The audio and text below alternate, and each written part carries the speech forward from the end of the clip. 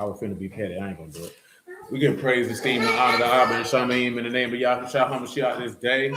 They pick this up in John chapter 5, verse 39.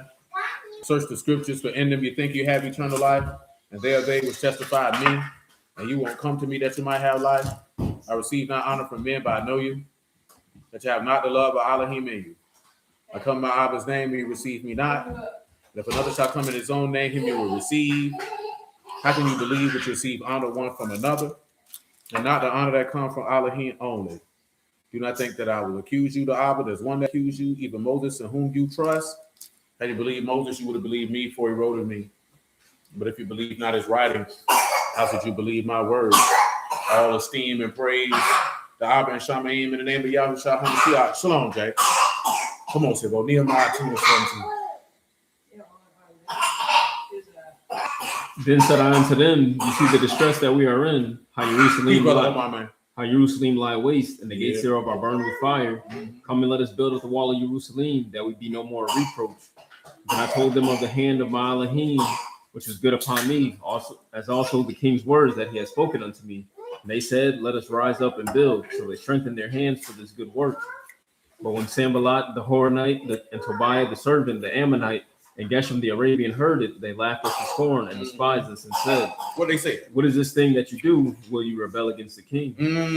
Then answered I them and said unto them, the Alahym and Shamayim, he will prosper us. Therefore we his servants will arise and build. And what? But you have no portion, nor right, nor memorial in Jerusalem. Now we'll come back to some of the other verses, but this is what I want you to do right now, though, blood.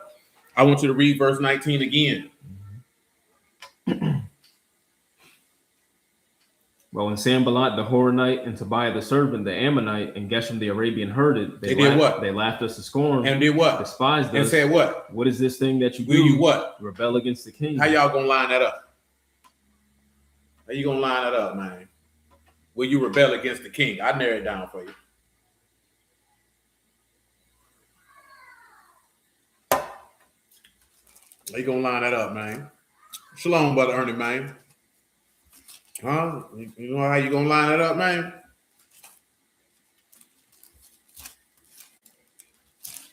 How you gonna line that up, man? Somebody gotta tell me how you gonna line that up, man. Yeah, well, what I want you to do, Sibo, go to Hosea 10:1, right? And run that for me real quick, like, man.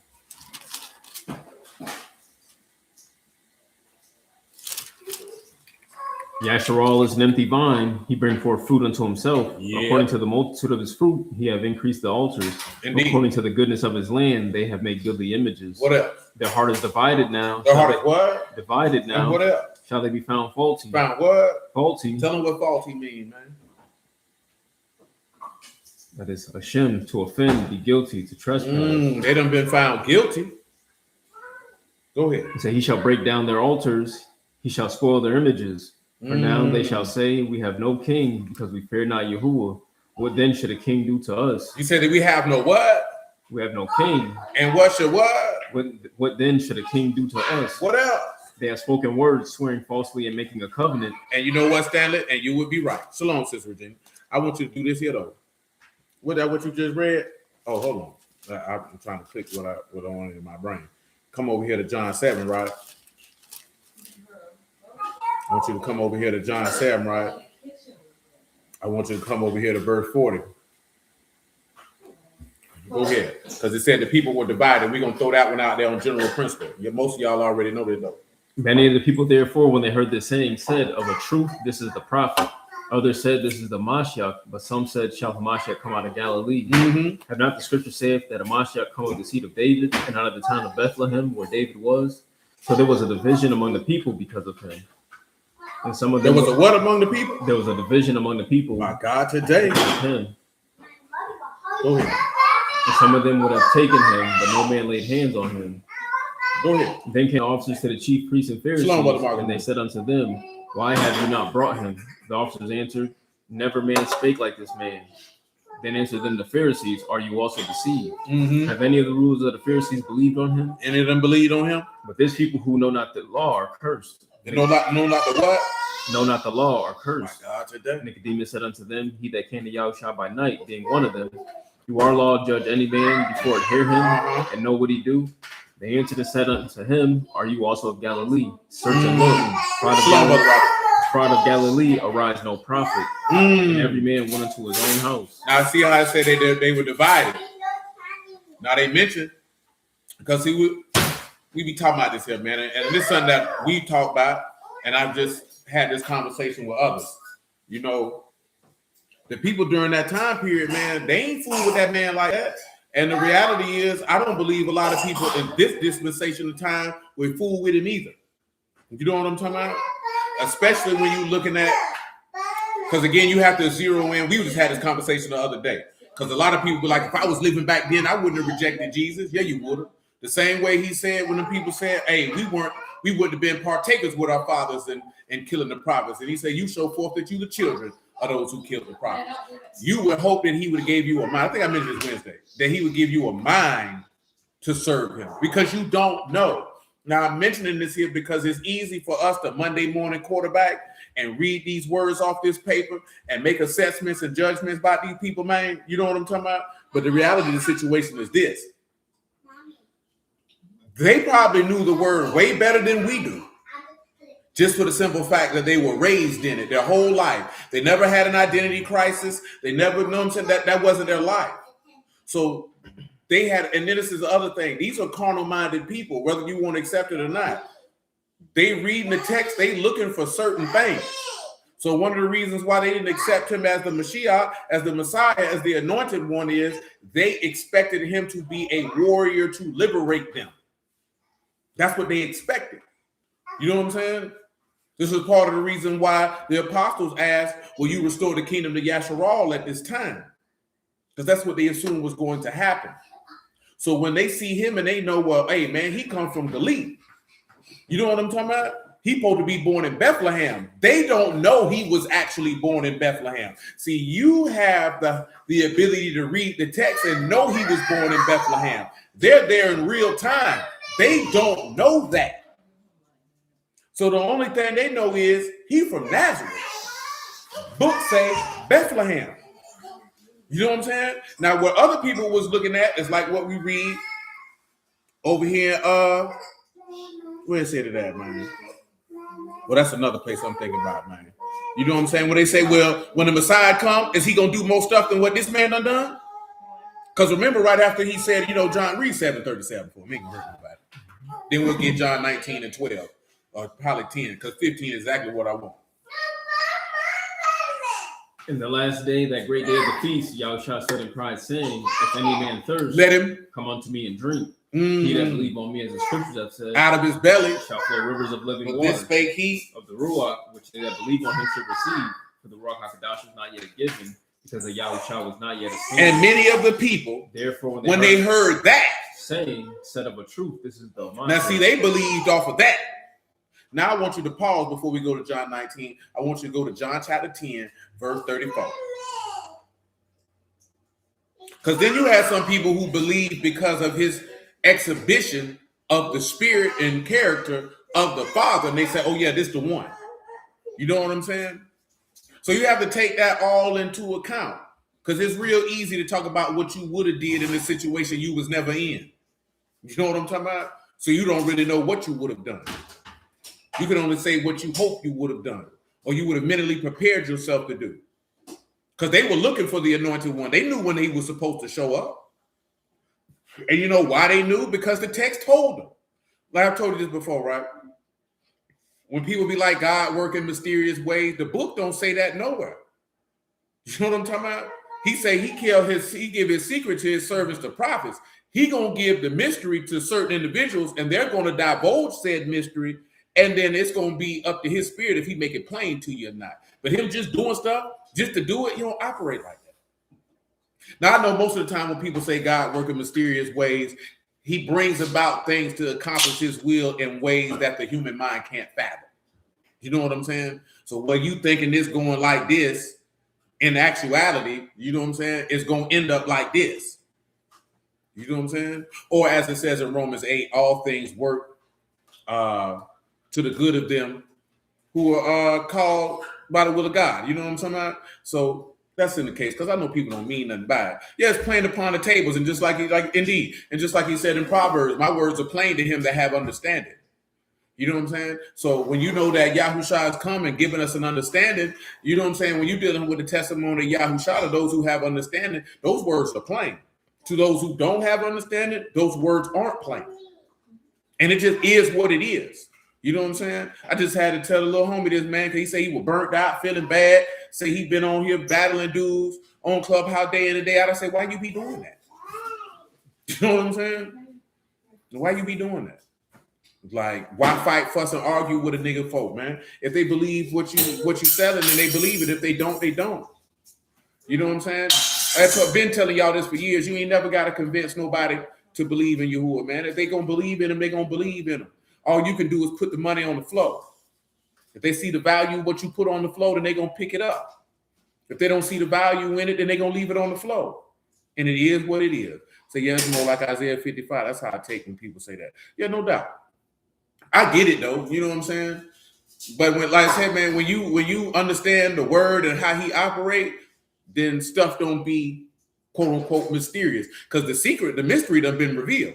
Yahushua done came, died, and rose. The mystery has been made plain.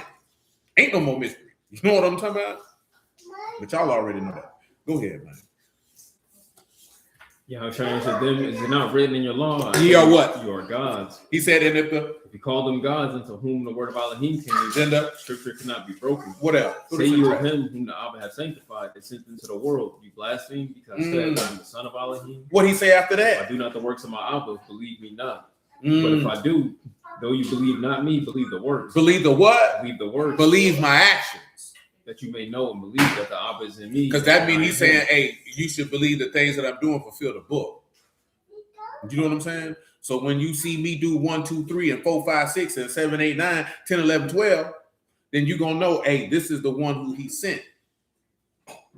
And that's it. Like, it ain't no, it's that plain. You know what I'm saying? Like we were talking about that earlier, man. As far as the end times are concerned, because, you know, everybody's in an uproar because, you know, I can't call it a war in Iran because for me personally, until troops hit the ground, till boots hit the ground, that ain't no war, blood. That ain't no war. You know what I'm saying?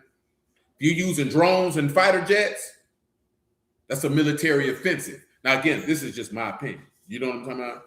You don't have to hold that opinion. This is just my opinion of being growing up with and around people who were in the military. You know what I'm saying? So when boots hit the ground, because those are the ones who are going to be in the most perilous state, is the soldiers whose feet are on the ground. They have the higher likelihood of casualties. Because I definitely got a few peers and friends who got PTSD for the things they experienced in Iraq and Afghanistan. You know what I'm talking about? When you in a jet, you ain't seeing nothing. When I say you ain't seeing nothing, you ain't seeing the carnage of what war can produce. You know what I'm saying? See, for a lot of us, you ain't, you know what I'm saying? Unless you've been in the hood where it go down, you don't really see the carnage of what warfare is. So it's not going to resonate in your mind the same versus somebody who might have seen their friend get killed, or they might have had to kill somebody to stop one of their friends from getting killed. You know what I'm saying? That's not something that just go away once you deploy back home. You know what I'm saying? And you be like, well, I just had to do what I had to do. No, that's going to stick with them, and probably for a lifetime. You know what I'm saying? That's why a lot of them come back and they be on some other stuff. Because their mind's not right. Because you don't know what they done seen. And you know what they done had to do. So until them troops hit the ground, they ain't no war. They can call it a war, but they ain't no war. You know what I'm saying? Y'all niggas just dropping bombs. You feel me? Where we at with it, blood? Go to John 10? Yeah, go to John 19. John chapter 19, verse 10. Come on with it, blood. Then said Pilate unto him, speak you not unto me? Know you not that I have power to crucify you and power to release you? What else? Yahushua answered, you could have no power at all against me. Except it were what? Given you from above. What happened? Therefore he that delivered me unto you have the what? Have the greater sin. What else? And from thenceforth Pilate sought to release him. But the Yahudim cried out, saying, if you let this man go, you are not Caesar's friend. If you let this man go, you are not what? Caesar's friend. My God, today. Whosoever make himself a king, speak against Caesar. Whosoever maketh himself a king, Speak against who? Caesar. So long, man. They say, man, hold on, read that again, man. Go back to the verse before that, man. Read that again, man. What they say, man? Said, and from thenceforth Pilate sought to release him, but the Alahym cried out, saying, if you let this man go, you are not Caesar's friend. You are not Caesar's friend. Whomsoever make himself a what? A king. Speak against what? Caesar. When? Pilate therefore heard that saying. He brought forth who? Yahusha, and sat down in the judgment seat in a place that is called the pavement, but in the Hebrew, Gabbatha. And it was what? The preparation of the Passover. And it was about what? The 6th hour. And he said unto the what? Yahudim. Do what? Behold your king. They cried out what? Away with him, crucify him. Pilate said unto him, shall I what? Crucify your king. The chief priest answered, we have no king but Caesar. My God, today. Then they what? Delivered he him therefore unto them to be crucified, and they took Yahusha and led him away. Now go back to Hosea 10, whatever the verse was with the king, man. Now you see how this here, when they say, will you rebel against the king, as they speaking to Nehemiah? Because that's how they were looking at Yahusha. Is you going to rebel against the king? After that, we'll go to Luke 13, where they stepped to him and pretty much said the same thing again. Go ahead. So verse 3. Hosea 10 and 3. Say, for now they shall say, we have no king. We have no king. Because we feared not Yahuwah. What then should a king do to us? Notice he said, shall I crucify your king? The minute they say we have no king but Caesar, they say we ain't got no king. What good would a king do for us? They turned around and did the opposite of what they did in Samuel when they asked for one. See, in Samuel, they asked for a king. With Yahusha, they rejected a king. So at this point, you rejected God the first time to be your king because you wanted a man to be your king. Then Alahym manifests in the flesh, you reject him. You say, no, I don't want him either. You know what I'm talking about? Now go to Luke 13, you did. Verse 27. I really want about 30, and this going to play out the how it's going to be in the end, because we can go ahead and just walk it all the way down. Because at the end of the day, because they've been debating that. I ain't listened to none of the debates. They've been debating is the mark physical or not. You know what I'm saying? Some people, what's happening, East, man? Some people I sit and listen to their perspectives just to see where they're coming from, and sometimes I have no desire. And that particular debate, I had no desire. You know what I'm saying? So I didn't listen. Well, I say that is because, most people hold that it's the RFID chip. And I get it, because that's a more fantastical story to tell. But this is the thing that you would have to look at. The mark of the beast, and I'm mentioning this for a reason, because of what we're looking at. The mark of the beast, or the kogma of the beast, or the oath of the beast, if you're talking about in Hebrew, it's not an American-based thing. This is going to be worldwide. You understand? Now, as far as you looking at this in the aspect of a chip, I get it. When you look at the aspect of it as this is a stamp or an imprint of who you down with. Because my dog just asked me this, right? We don't teach out the Apocrypha, not because I have a personal problem with the Apocrypha. It's certain things in it that don't line up with the testimony of Yahusha. So as it pertains to when we have a service, I would just rather not. You know what I'm saying? If you desire to read from it, by all means, because y'all grown. I can't tell you what you can and can't read. You know what I'm saying?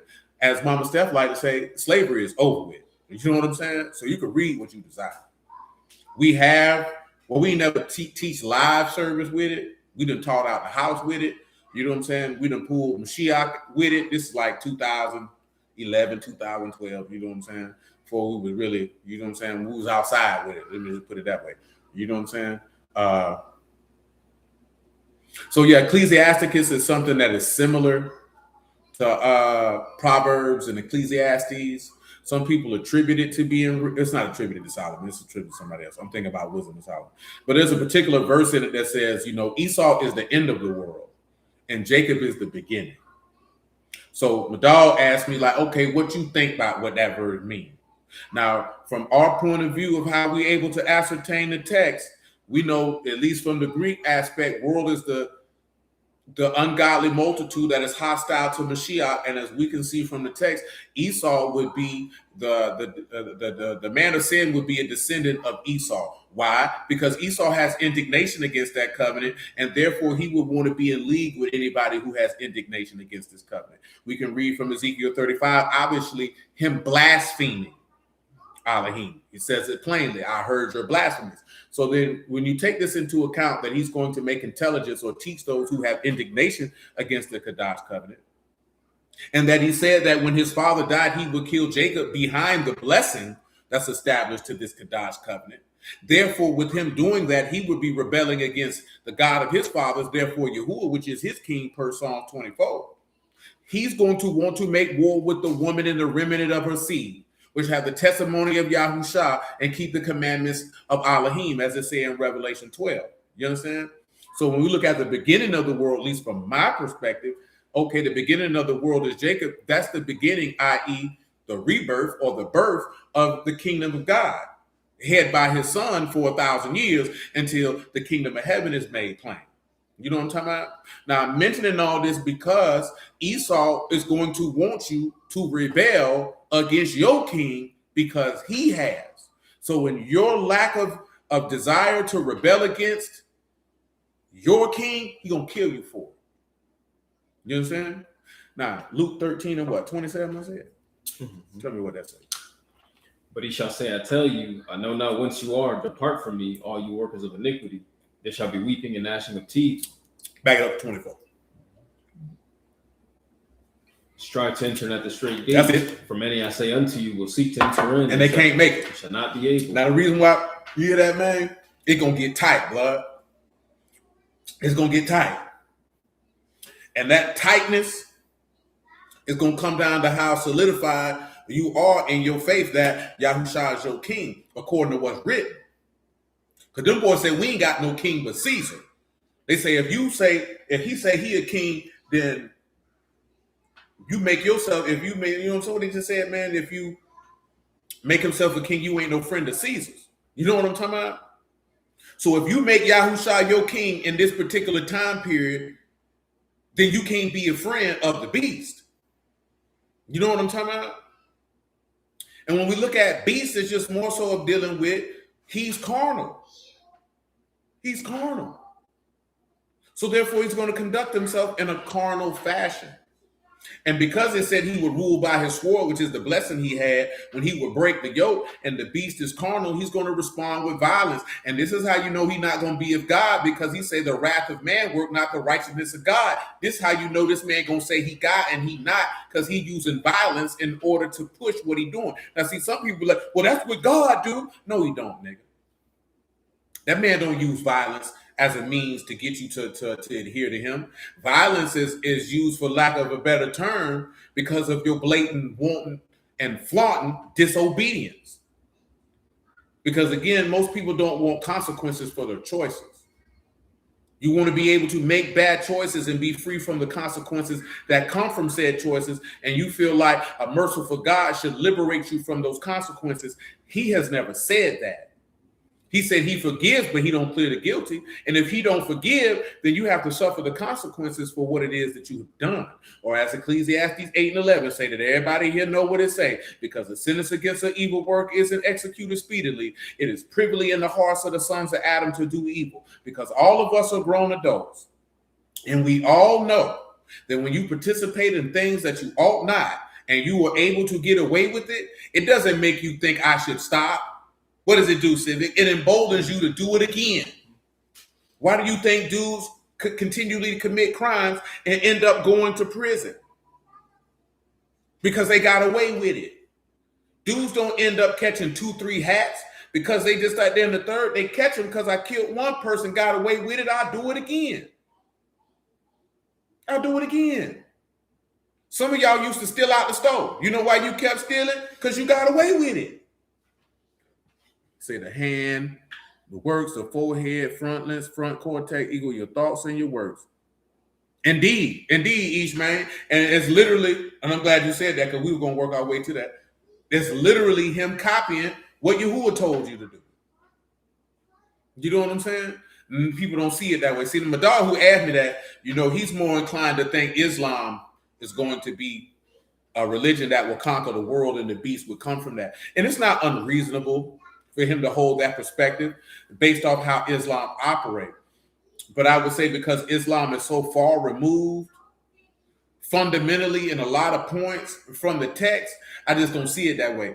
I don't see the beast coming with any quote unquote present organized religion in the earth. I just see him coming with the text and trying to say that he is the one who is spoken of and not Yahusha and not Jesus. That's what I see him doing. Oh, you thought that was talking about that man from 2,000 years ago? No, it's talking about me. You know what I'm saying? And when you stand up and say, no, that's talking about that man from 2,000 years ago, that's going to cause a problem. It's going to cause a problem. That's why I'm not concerned with any of these things that be going on, like because the word's not involved. You know what I mean? Once that word get involved, man, that's when you know you got a problem. You feel me? That's when you know you got a problem. Straight like that. You know what I'm saying? But nevertheless. Yeah, the word ain't involved right now.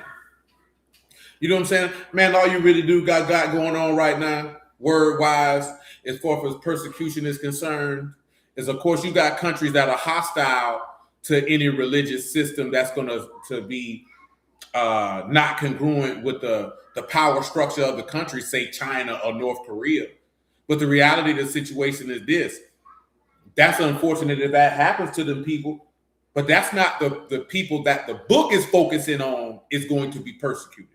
Now, I'm not saying this to diminish any, even if it's for not correct doctrine or not. I'm not diminishing that. But we have to deal with, it didn't say he would make war with the Koreans or the Chinese, for lack of a better term.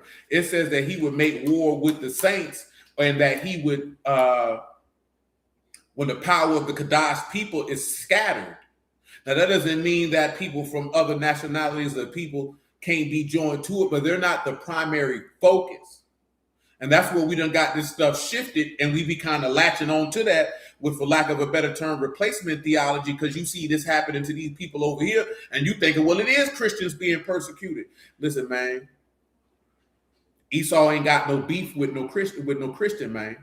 And he ain't got no beef with no Korean man, or no Chinese man, or no white man, or no Arab man. He got beef with his brother. You know what I'm talking about? Remember, that would have said in Obadiah, would have said, Amos, you broke the brotherly covenant. He got beef with his brother. And when you understand that, and it take you back that there be enmity between the woman's seed and the serpent's seed, and he that commits sin is of the devil. And when you take that, the children of the flesh persecute the children of the Ruach as it is this day. And you take this in the fact that this man say, I hate my brother, I'm going to kill him. That's what the book say. You know what I'm talking about? And that they struggled in the womb. Then you will see what the climax of this confrontation would be and which each one represent. Because Esau represents the serpent, not because he is of the serpent as forth as like being born of the serpent per se. I'm talking about in a literal sense. He's of the serpent because he is rebellious against the word of Alahym. Jacob represents Yahusha or the sons of God because they obedient and believe the word of Alahym. But does this mean every person who's an Edomite is rebellious to the word? Obviously not. Does this mean that everyone that is an Israelite is obedient to the word? Obviously not. You know what I'm talking about? There's nuance to that. But we're talking about the overarching theme. That's the theme. When you look into the entirety of the text between those two groups of people, that's the theme. They got beef.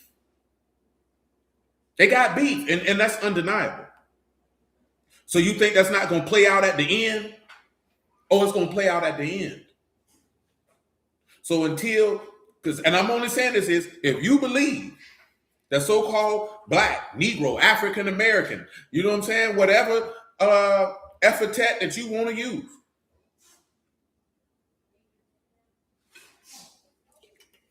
are the sons and daughters of Yasharal, then you would have to understand and know that they would be the focal point, the target of the persecution and annihilation, as is written. You know what I'm talking about?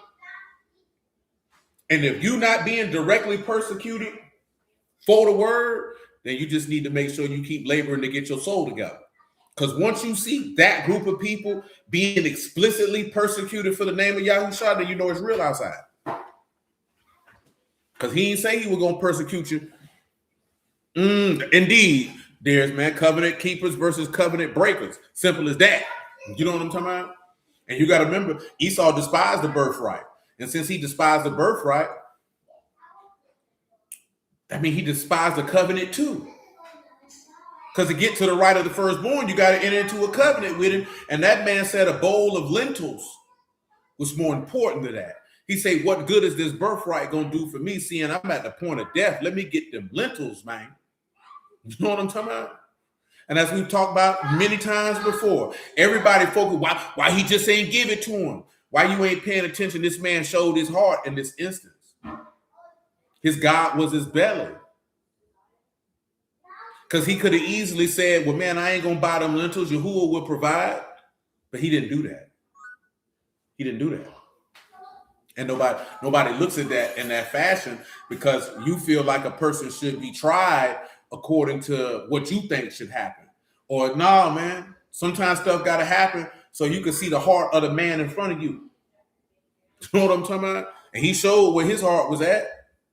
It was in the earth. So he got to die in the earth. You did? But come on, blood. Roll with it. Luke 13:24.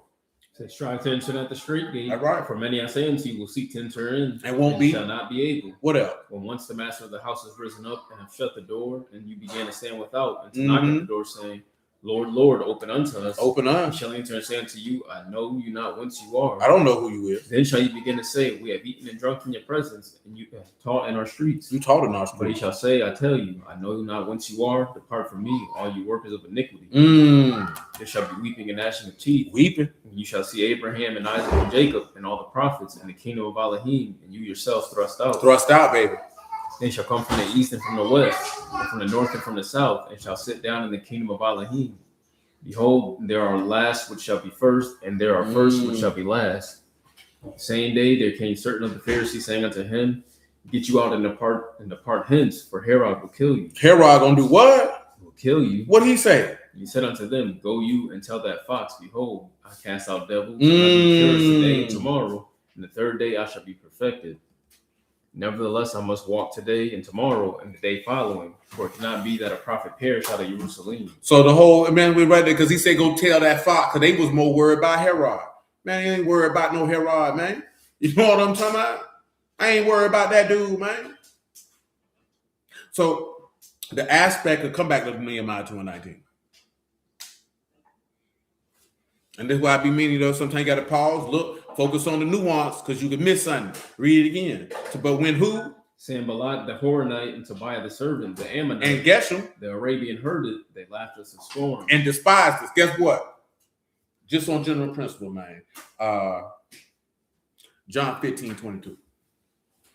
He said they despised us, right? Mm-hmm. He ain't despised them for no reason. He ain't had no reason to despise them. Come on.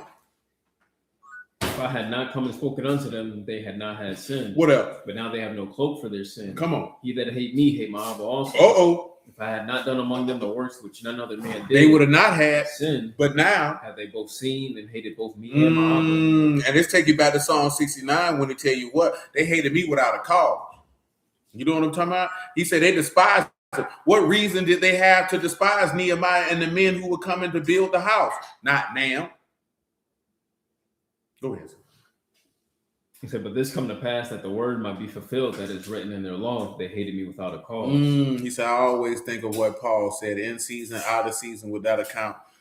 Yeah, man. And you know, when Paul saying preach it in season and out of season, it go back to what he told Ezekiel. Tell them whether they hear or whether they forbear. You know what I'm talking about? Let's find out what I did. 1 Timothy, 2 Timothy 3. Let me see. You can grab Ezekiel 3:1 though.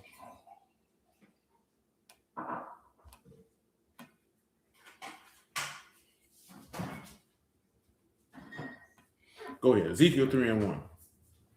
Moreover, he said unto me, son of man, eat that you find, eat this roll, and go speak unto the house of Yasharal.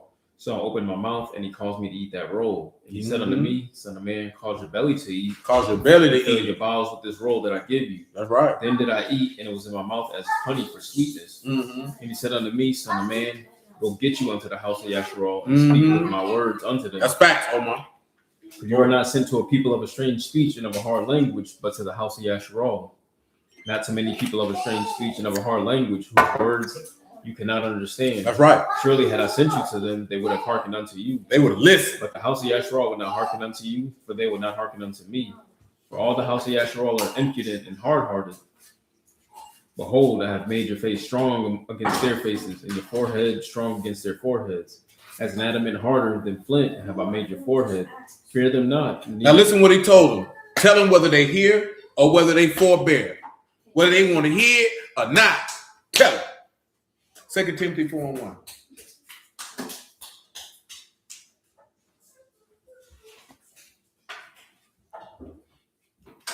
I charge you therefore before Alahym and the Lord Yahushua HaMashiach, who shall judge the quick and the dead at his appearing in his kingdom. Preach the word, be instant in season. Be what? Be instant in season, out of season. Reprove, rebuke, exhort with all long suffering and doctrine. Now tell them about instant in season mean, man. You like instant oatmeal or instant grits? He said, I don't like neither one. I ain't gonna lie, boy. You couldn't pay me to eat no grits, boy. That's episteme. That is to place at, to place upon, to place over, to stand by, to be present, to be ready, of time to come upon. When they say instance, you got to be ready. And you know the saying, if you stay ready, you ain't got to get ready. You know what I'm talking about? Now, season, of course, in Hebrew would relate to moedim or appointed time.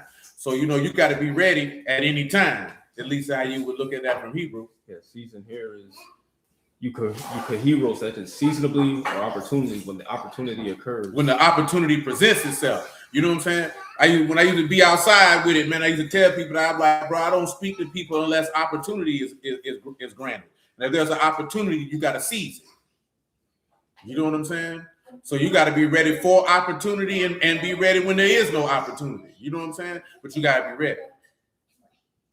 That's all I always tell you, man. You can't. That's why you got to have the word laid up in your heart, because you ain't going to have time all the time to open up no book and take no person here and take no person there. You know what I'm saying? People be looking at me weird, but be like, let me get my notes. Man, if you outside, man, you ain't got no time to be walking around with no notes, man. You're going to be talking to somebody saying, hold on, brother. I got to expound on this later with you when I got my notes. That's unacceptable. That's unacceptable. You know what I'm saying? That word in your heart, man, that man said that thing flow out like water, man. They say, man, an understanding heart like a wellspring of life. That don't even make no common sense, man.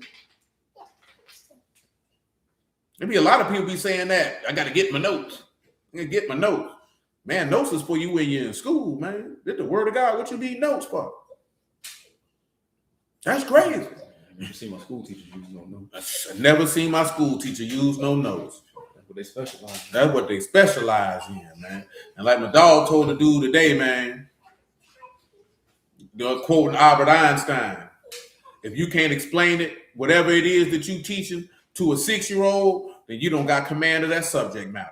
You know what I'm saying? For real. Hey, I just seen somebody say that today on a post. And that's not to ridicule them, because this person may not be a teacher. You know what I'm saying? And that's not ridiculing somebody, period. You know what I'm saying? It's just the aspect of mentioning, like, bro, you might not have time to do that. You may only have 2-3 minutes with this individual. You know what I'm saying? The problem is that when people be talking to people, you want to give the most detailed, scholastic classroom breakdown period versus, hey, man, bear witness to the greatness and mercy and love of your God, man, and let that be that. You know what I'm saying? This ain't the time to be trying to break this down and break that down. You ain't got time for all that. You know what I'm saying? And you don't really learn that, man, unless you been outside. You know what I'm saying? And I say that respectfully, because everybody ain't been outside. You like moving and grooving with the word. When you outside moving them around with the word, you come to that real quickly. I told y'all that a long time ago, man. And I used to come to my spirit all the time, like, well, you ain't got no time to be going in that bag, boy. You ain't got time to be talking about, let me pull this out and show you ain't got time for that, boy. You know what I'm saying? You got to pop, pop. You know what I'm saying? With them young boys got switches now. Gotta let the bullets go, boy. You know what I'm saying? Gotta let the bullets go, boy. Got to. It just is what it is. Come on with it, man. Oh, we good from where we was at, right? You come back to where you was at. We good with Timothy and them, man. I mean, Timothy and Ezekiel. Go back to Nehemiah. Yeah. Come on back to Nehemiah, man. We was looking at the despised part, right? Go back to John 15, if you would, for me, man, and pick it up at verse 13.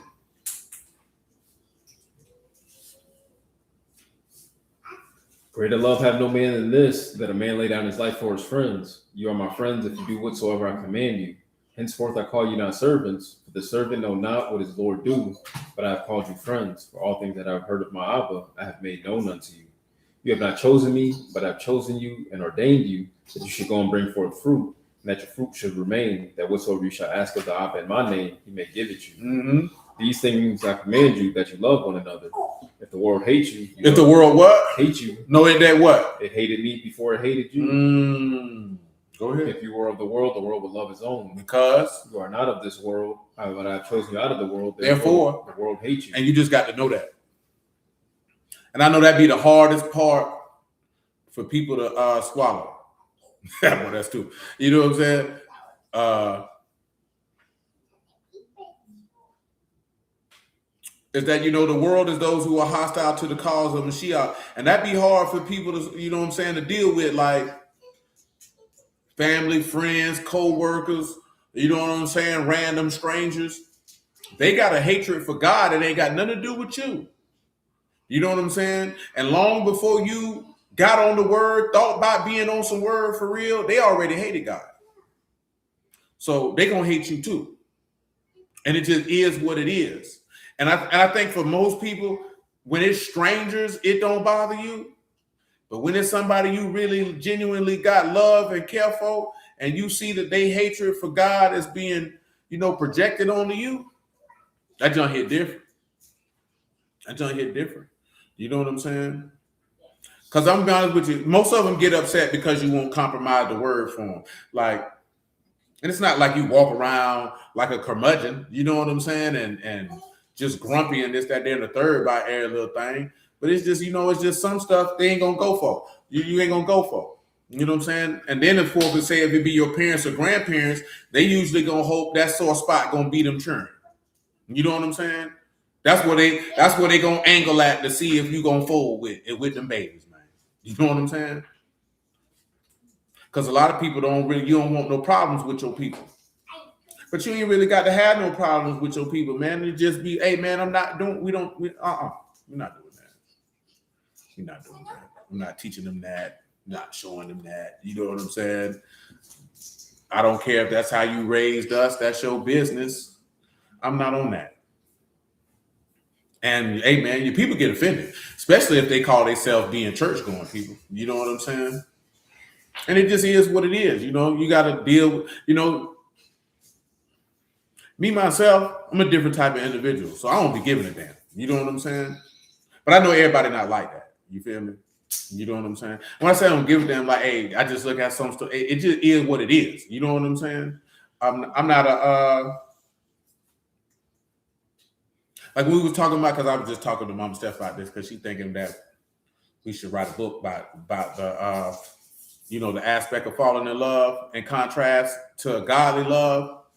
And remember, we was looking at that, and they say, you know, that falling in love falls in line to whatever attachment style you had to your initial caretakers. I'm not an individual who gets attached to people like that. And it's for no other reason, because I know there's a certain thing in this life. And you know what that is it? Ain't nothing forever. You know what I'm saying? Ain't nothing forever. I'm talking about everybody leave. Now, see, some people you would say that, and that would sound like being from a cynical aspect. I'm not speaking that from a cynical aspect. I ain't talking about leave like somebody abandoning you. I'm talking about leave because everybody gonna die, cuz. You know what I'm saying? That's why I learned that lesson that, hey, man, everybody leave, bro. You know what I'm saying? When I say that, that's what I'm referring to, because I ain't referring to, oh, man, my mama left or my daddy left, this, that, then the third.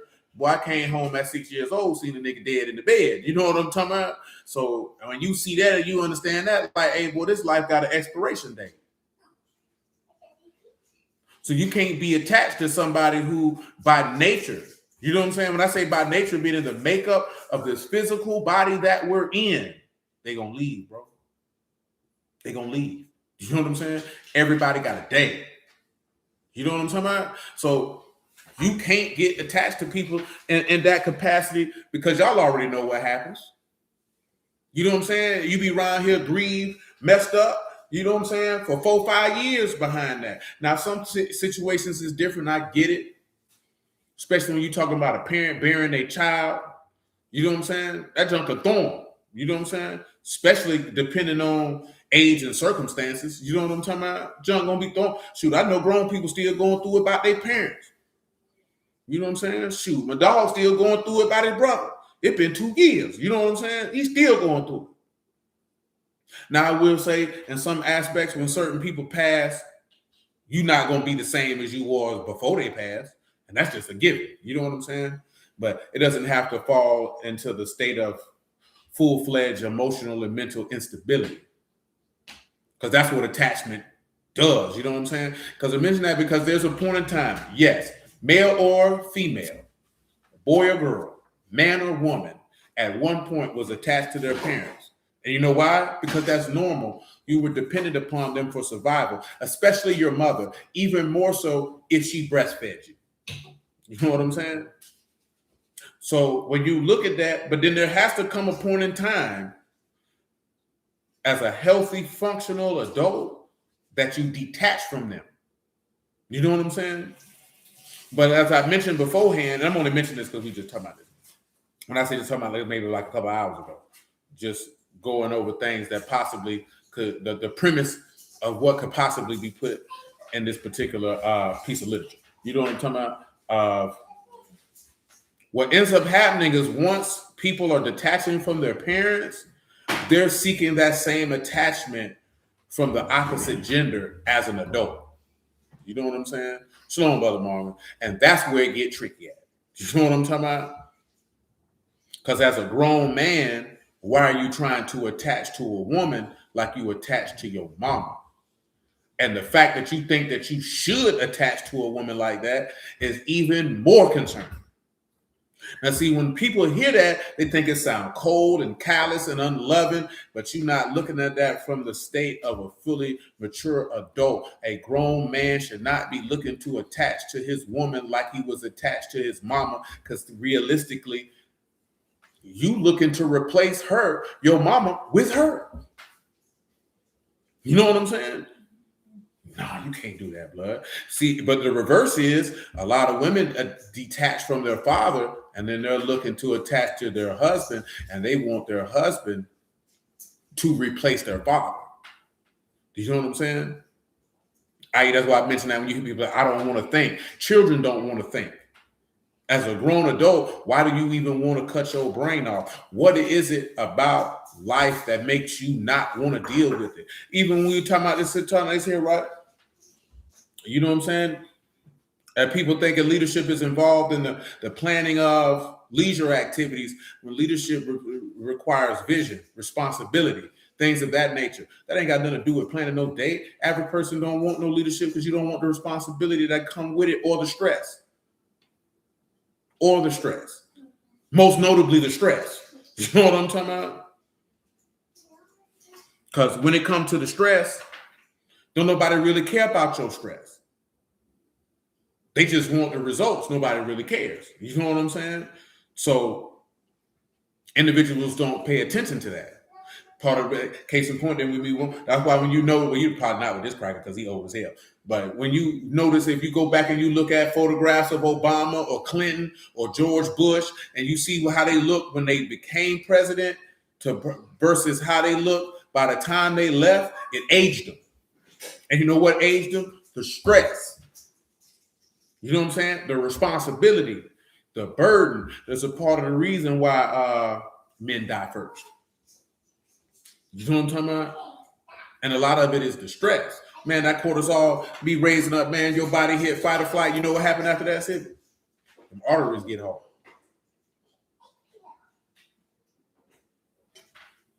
They say that's the number one cause of death for men, heart disease. And I guarantee you a lot of it will be rooted in stress. You know what I'm talking about? Say the word stays in the heart when consistent with stuff. Indeed. You know what I'm saying? That just is what it is. You know what I mean? But especially when we live in a society that doesn't that's not even really designed or prepped for that purpose, to teach you to attach to God versus attaching to man. So people going to look to attach to flesh. You know what I'm saying? And shoot, when that detachment finally comes, junk how you throw.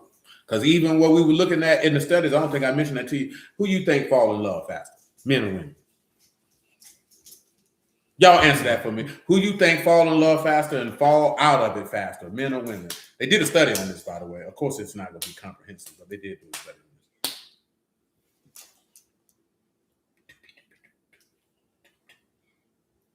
I say women. You say women fall in love faster? I'm asking you because I asked you 2 questions. Who fall in love faster and who fall out? You got to tell me which one you answering for. I'm trying to say women fall out faster, men fall in love quicker. Which one you saying? You say, is there a difference to see the traits of your father and your husband that attracted you to him?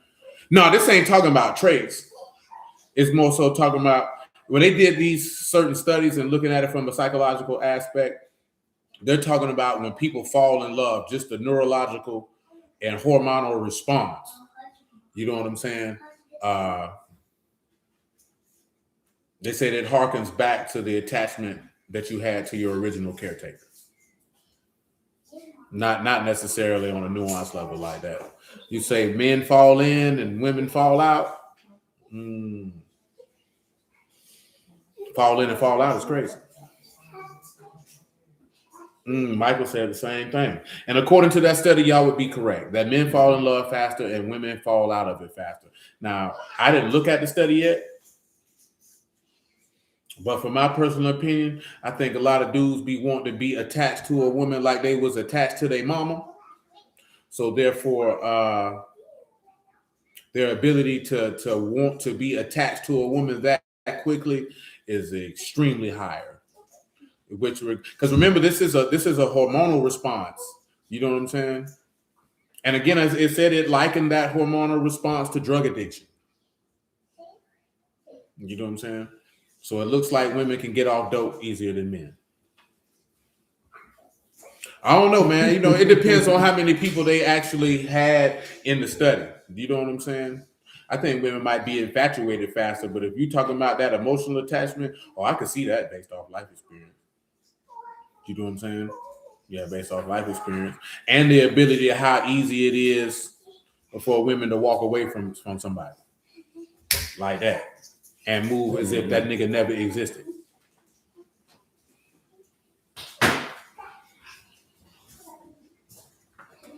What we at with, bro?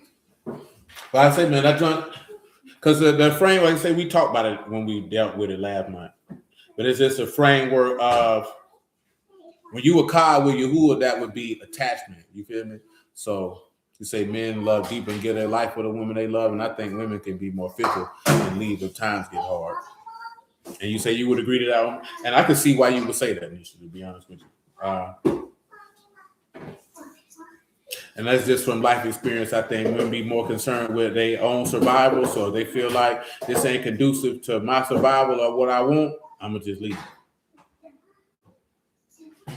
And again, and then of course, when you're dealing with that emotional attachment, again, like I say, man, just looking at it from an objective standpoint, a lot of dudes really be wanting to be attached to a woman to recreate what they had with their mom.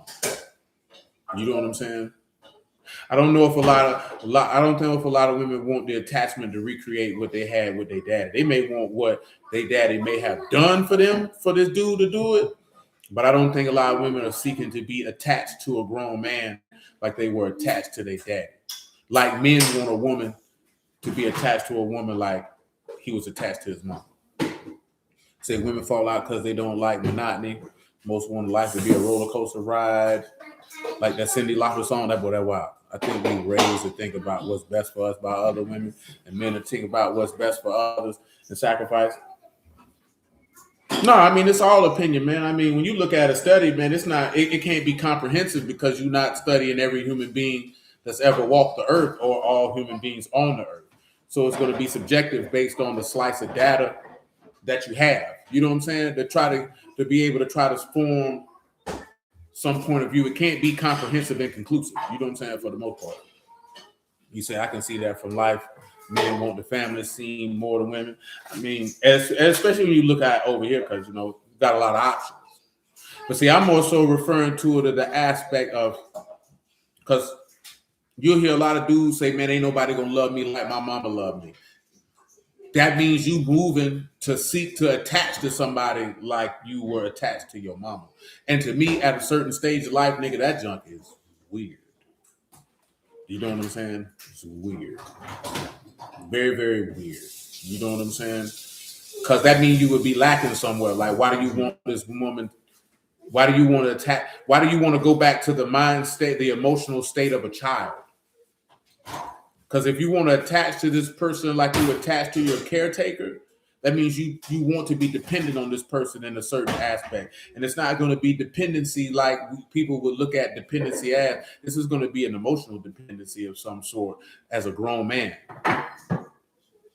Which is why you may hear this from time to time when you hear ladies say, "I'm not your therapist," or this, that, and the third. Because you know why? Because you feel like as a man, if you had something going on, who you could go holler at? You go talk to Mom Dukes, right? And you could tell Mom Dukes whatever. And you know the difference is Mom Dukes ain't gonna look at you crazy. She not gonna throw this back in your face later. She not gonna look at you less than because you her son. And you want to attach to this lady and you want her to look at you like how Mom Dukes would look at you, and she not gonna look at you like that because your dynamic is different. So then when you do that, what does that end up having you do? If that attachment gets severed, now you end up bitter. What does this also do? It also drives a wedge and makes it completely more difficult for you to attach to your God when the time comes for you to do that. You know what I'm saying?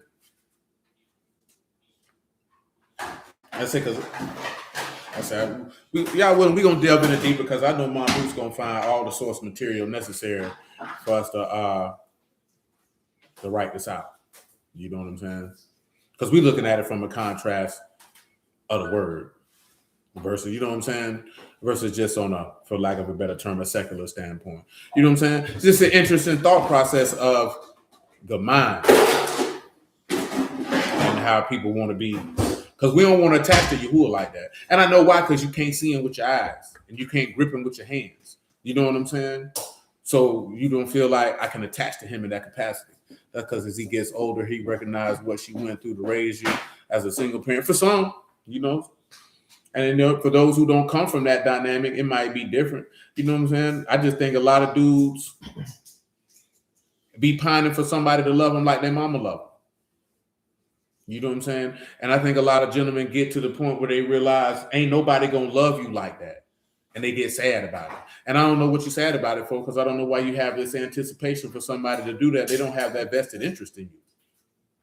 You know what I'm saying? Like your mama or grandmama had, especially if you say you didn't raised by a grandma. You know what I'm saying? They definitely feel like that.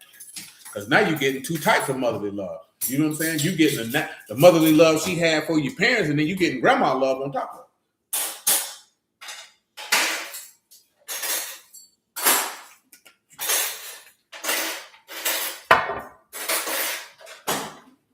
I think it just leads to individual you too reliant on that woman. You know what I'm saying?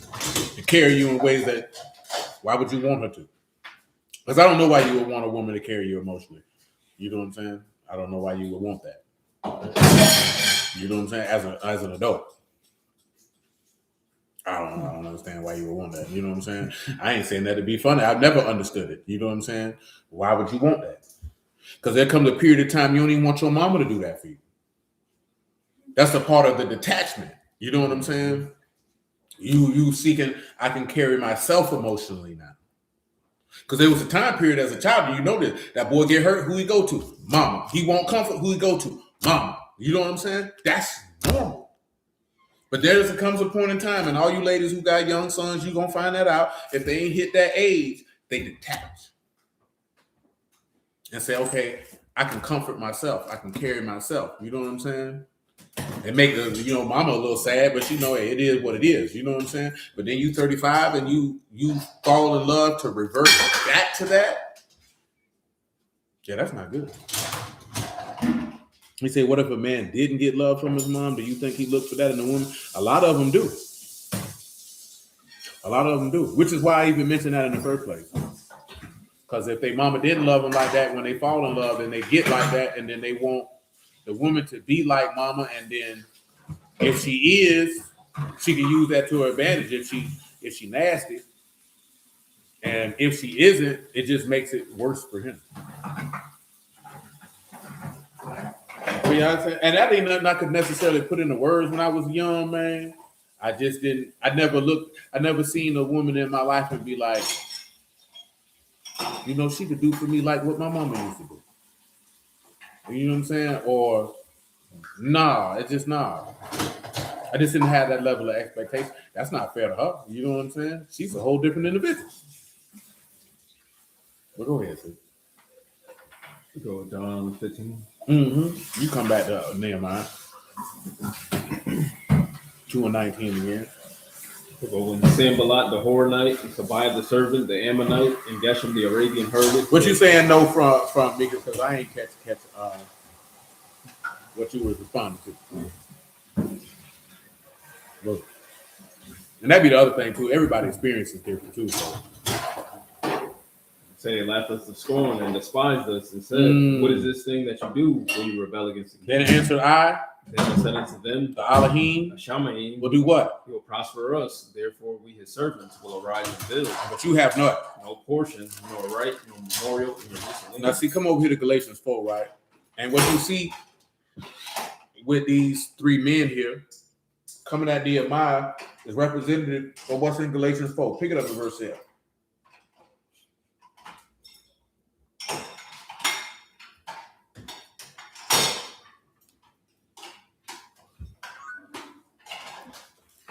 Say, wherefore you are no more a servant, but a son, and if a son, then an heir. Alahym through Hamashiach. Hold on, I might got you read too much. Let me see what we got going, bro. Yeah. That's too much. 21. Yeah, 21. Galatians 4:21. Say, tell me, you that desire to be under the law, do you not hear the law? For it is written that Abraham had two sons, one by a bondmaid, other by a free woman. But he who was of the bondwoman was born after the flesh, and he of the free woman was by promise. Now, see, that's what you sitting back looking at is as those men who coming at Nehemiah. They would be representative of children of the bondwoman or the flesh versus Nehemiah, who would be considered to be the child of the free woman. Now, general principle, John 8:30.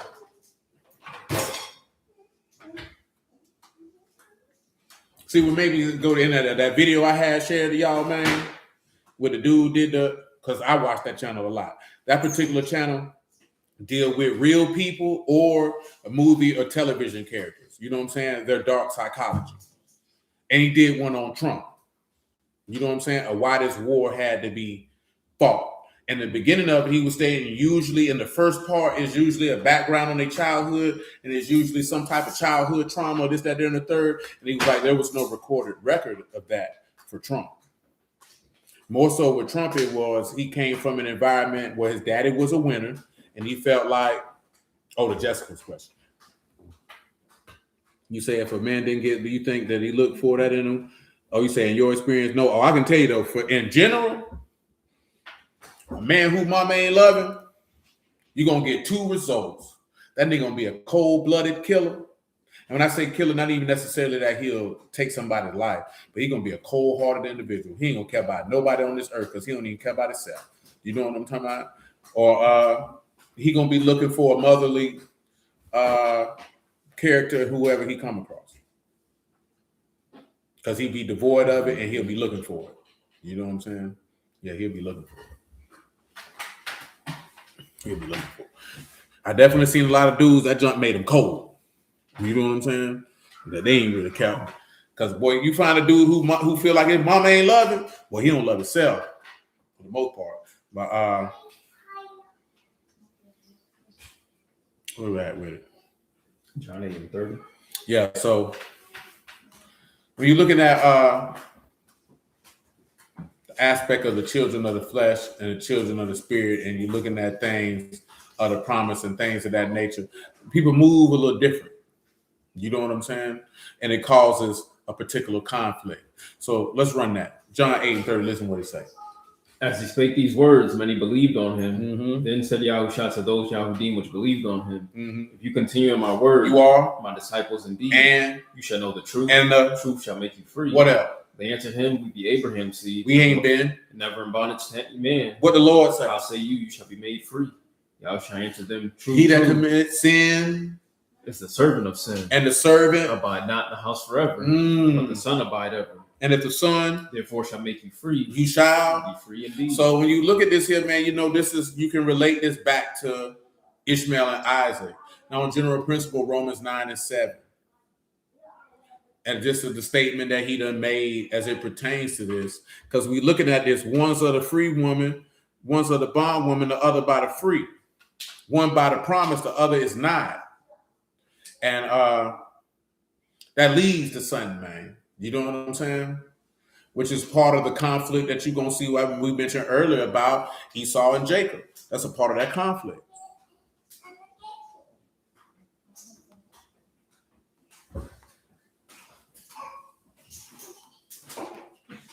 Go ahead.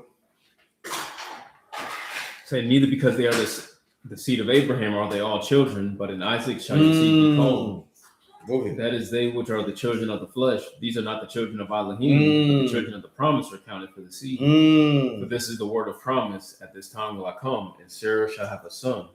And not only this, but Rebekah also had conceived by one, even by our father Isaac. For the children being not yet born, neither having done any good or evil, that the purpose of Alahym, according to election, might stand. What's that? Works, but of him that called. But of him that called. It was said unto her, the elder shall serve the younger. That's good. And, you know, we kind of talked about that the other day, but the Wednesday about the elder serving the younger. But what we're mentioning that is, what did he say? Is the children of the flesh counted for the seed. You know what I'm saying? So come on back to Galatians 4:22, because it's showing a difference. And we're looking at it for as Nehemiah with those different, them being children of the flesh. So they're going to have opposition. They're going to have opposition. People who are the flesh, they always going to have opposition. As again, y'all know what Proverbs say, the unjust are an abomination to the just, and the just are an abomination to the unjust. And as it tell you in Genesis, there'll be enmity between the woman's seed and the serpent seed. They can never meet in agreement together. It's not possible. It's not possible. It's always going to be contention, which is why, what did the Proverbs tell you to do? Cast out the, you know what I'm saying, the scorner, and the contention will cease. The strife will stop. You got to get rid of it. You know what I'm saying, man? Go ahead, man. For it is written that Abraham had two sons, the one by a bondmaid, the other by a free woman. But he who was of the bondwoman was born after the flesh. But he of the free woman was by promise. See, now, because, you know, a lot of people, especially Muslims, they be trying to jam Ishmael into the promise. Oh, the covenant. No, doesn't matter if Ishmael was the firstborn. He didn't promise Ishmael. Ishmael is born of the handmaid. It was not possible. Read it for me, man. Hebrews 11:7, man. It wasn't even physically possible for Sarah to conceive. Y'all know what Genesis 2 said this time. Matter of fact, read that promise first, blood. What that is, man. Genesis 19? Is it 18? Let me look and see. I don't want you around here scrambling. You know what I'm saying? Your name ain't Randall Cunningham. You don't know nothing about Randall. You know about Randall? That was Michael Vick before Michael Vick, boy. Yeah, man. 18:7. Genesis 18:7. Matter of fact, make it 4. Or 3. Genesis 18:3. And said, my Lord, if now I have found favor in your sight, pass not away, I pray you, from your servant. Let a little water, I pray you, be fetched, and wash your feet, and rest yourselves under the tree. And I'll fetch a morsel of bread and comfort you your hearts. After that you shall pass on. For therefore are you come to your servant. And they said, so do as you have said. And Abraham hastened into the tent unto Sarah and said, make ready quickly 3 measures of fine meal, knead it, and make cakes upon the hearth. Make cakes, baby. And Abraham ran unto the herd and fetched a calf, tender and good, and gave it unto a young man. And he hasted to dress it. And he took butter and milk and the calf which he had dressed, and set it before them. And he stood by them under the tree, and they did eat. And they said unto him, where is Sarah your wife? And he said, behold, in the tent. In the tent. And he said, I will certainly return unto you according to the time of life. And lo, Sarah, your wife, shall have a son. And Sarah heard it in the tent door, and which was behind him. Who gonna have a son? Sarah. Go ahead. Say now Abraham and Sarah were old and well stricken in age, and it ceased to be with Sarah after the manner of woman. Tell her what manner means, man. You can give them cease too, just on the strength when you read manner. Manner is rock, that is way, path. So the way that women had babies, it stopped with her. So it's where the promise come in at. And if it's a promise, that means it's of God's ruach, of God's power, not by strength, not by might, but by my ruach, saith Yahuwah. That's the difference that people don't want to accept. Yeah, Ishmael, Abraham's son. So what? Ishmael was not a promised seed. Hagar womb was working. Hagar had eggs. Sarah ain't had no eggs. You know what I'm talking about? Them eggs were done. That womb was finished. That womb was dead. You know what I'm talking about? Read it again. And now Abraham and Sarah were old and well stricken in age, and it ceased to be with Sarah after the manner of woman. So therefore Sarah laughed within herself, saying, after I am waxed old, shall I have pleasure, my Lord being old also? Said unto Abraham, is anything? And wherefore did Sarah laugh, saying, shall I of a surety bear a child? Oh, we're going to get to it. Oh, go ahead.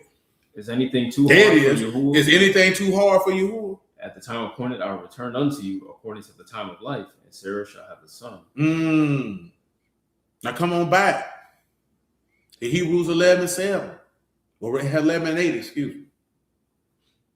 It said, by faith, Abraham, when he was called to go out into a place which he should after receive for an inheritance, obeyed. He went out, not knowing where he went. Not knowing. By faith, he sojourned in a land of promise, as in a strange country. As a strange country. Dwelling in tabernacles with Isaac and Jacob, the heirs with him of the same promise. That's right. For he looked for a city which had foundations, whose builder and maker is Alahym.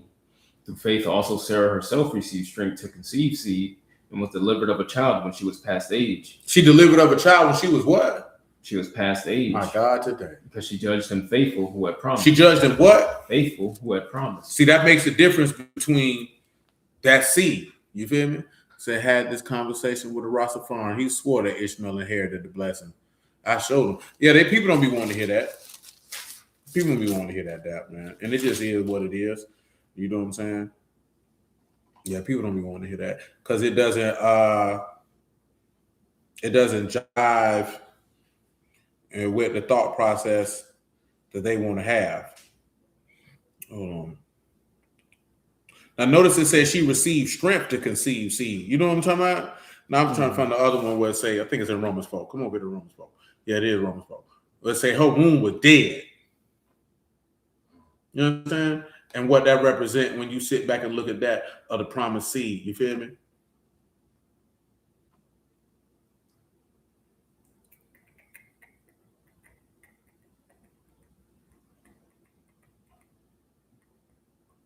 I'm looking at the verse at.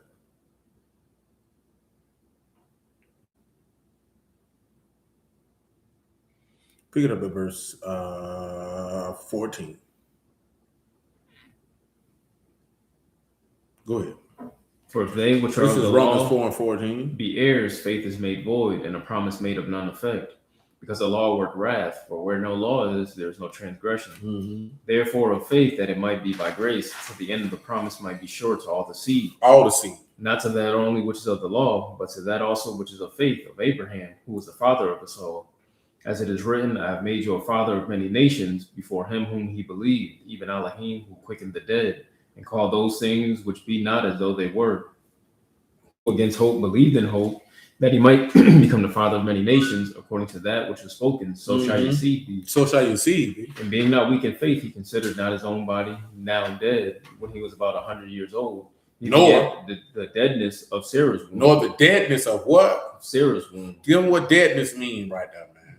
That is necrosis, putting to death, killing, being put to death, the dead state, utter sluggishness of bodily members and organs. Dead state. Her womb dead. You know what I'm talking about? Now we can sit back and look at that as her dead womb produced a child of the promise who brought forth life from death. Oh my God, today. Oh, they don't want to hear that, Sabo. They don't want to hear that. You know what I'm saying? You know, you got a lot of people go back and forth about a lot of things. You know what I'm saying? But nevertheless, That's the congruency here, man. Yahuwah made a promise where his seed come from. There was no word spoken that brought forth Ishmael. Just simply coitus, just simply conjugals. Conjugals was all that it took. Before Sarah and Abraham knew they couldn't perform no conjugals that was going to produce no seed. Yahuwah spoke a word aforetime and he said, "Is anything too hard for me?" Because both of them knew I can't have no baby. How we gonna have a baby? She passed due. He said, "Don't worry about it." You know what I'm talking about? I got you. Come on back to Galatians 4, verse 22 again. For it is written that Abraham had two sons, the one by a bondmaid, the other by a free woman. But he who was of the bondwoman was born after the flesh, but he of the free woman was by promise. Which things are an allegory for these are the two covenants. One from Mount Sinai, which engender to bondage, which is Hagar. So Paul, so he's telling you that Ishmael represent the covenant that you got in the wilderness. You know what I'm talking about? But go ahead. For this Hagar is Mount Sinai in Arabia. And answer to who? Jerusalem. So that means the law answer to faith every time. Go ahead. Which now is in his bondage with her children. But Jerusalem, which is above, is free, which is the mother of us all. So listen, man. Isaac come from the promise which come from heaven, which accept. See, that take you back to what? Go and get it for him. 2 Corinthians 3, man. Verse 8. Run it like that. Make it 6, actually. Who also have made us able ministers of the New Testament. That's right. Not of the letter, but of the Ruach. Because the Ruach. For the letter kill. And the Ruach. Give life. My God, today. Now notice. He say the first one engender under what? Bondage. Meaning, what he just told you, the letter kill. And guess what? You've been in bondage to death all your lifetime. You've been subject to fear because the law couldn't set you free from that. Go ahead. Because they were having a conversation about that, say, well, the other night. I was tripping. They had my dog. He was crashing out. Is the tree of life literal or not? Like I told you, when you in theological spaces, that's where conversations like that come up. Because people get real amped about stuff like that. Like me, myself, personally, I haven't never even sat or thought about whether it was literal or not. I ain't never really cared. You know what I'm saying? I knew what it represented. You know what I'm saying? And what it represented was enough for me. Now, I'm not mentioning that to ridicule nobody. I mention that because there's a lot of stuff when people read the text that they be wanting to know certain stuff. And it go this, that, and the third. You know what I'm saying? Like, shoot, you got people who want to figure out who the angel of his presence is in Exodus 23. Was that the Lord? Was that Yahushua? Or was it this? Like, I never cared. Which is why you ain't never. I'm gonna mention that because y'all be on the internet. You come across what you come across. You know what I'm saying? So you'll see what you see, and you'll see certain things and people discussing certain things. I'm just trying to give you a type of insight into that. You know what I'm saying? When you be like, man, why they talking about that? To you, it might seem weird, but to other people, they like, hey, man, I need to figure this out. You know what I'm saying? It is what it is. Go ahead. But if the ministration of death written and engraven in stones was esteemed, so that the children of Yasharal could not steadfastly behold the face of Moses. That's right. For the esteem of his countenance, which esteem was to be done away. How should not the ministration of the Ruach be rather esteemed? With the ministration of condemnation be esteemed, much more do the ministration of righteousness exceed in esteem. Exceed in what? In esteem. So come on back. Come on back.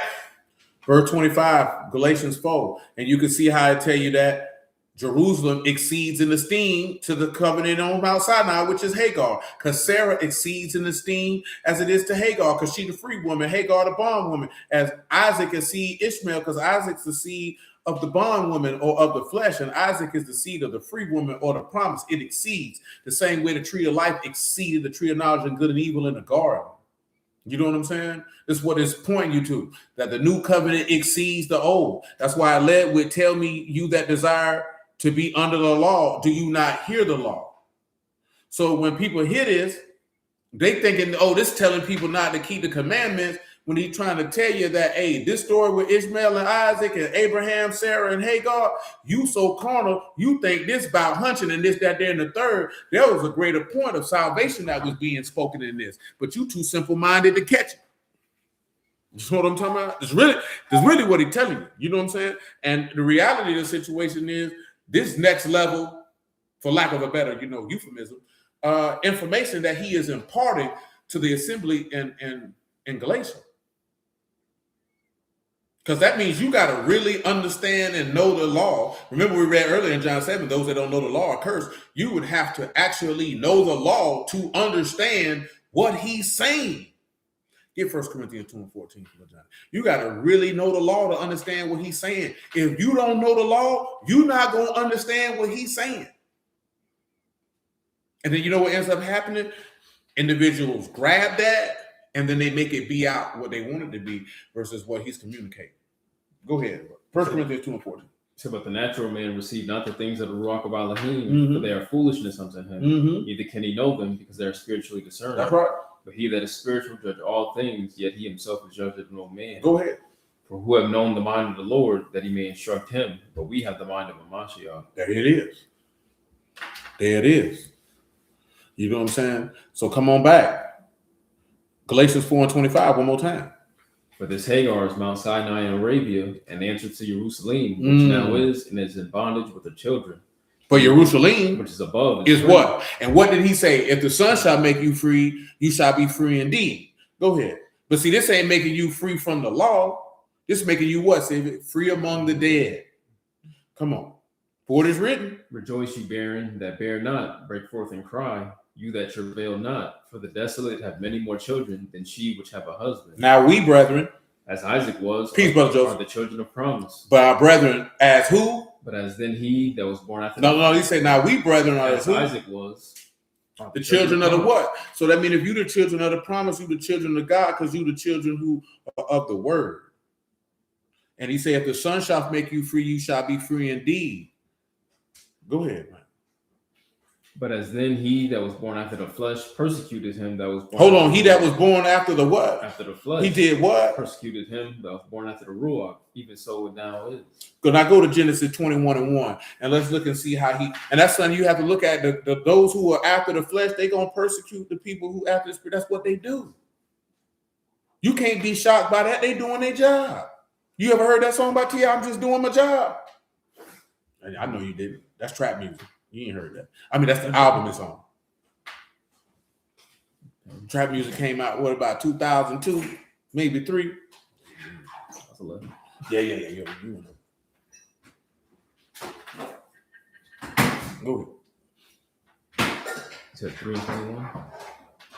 What'd you say? You said 3 and 21 or 2 and 21? Or what book? Genesis. Nah, Genesis 21 and 1.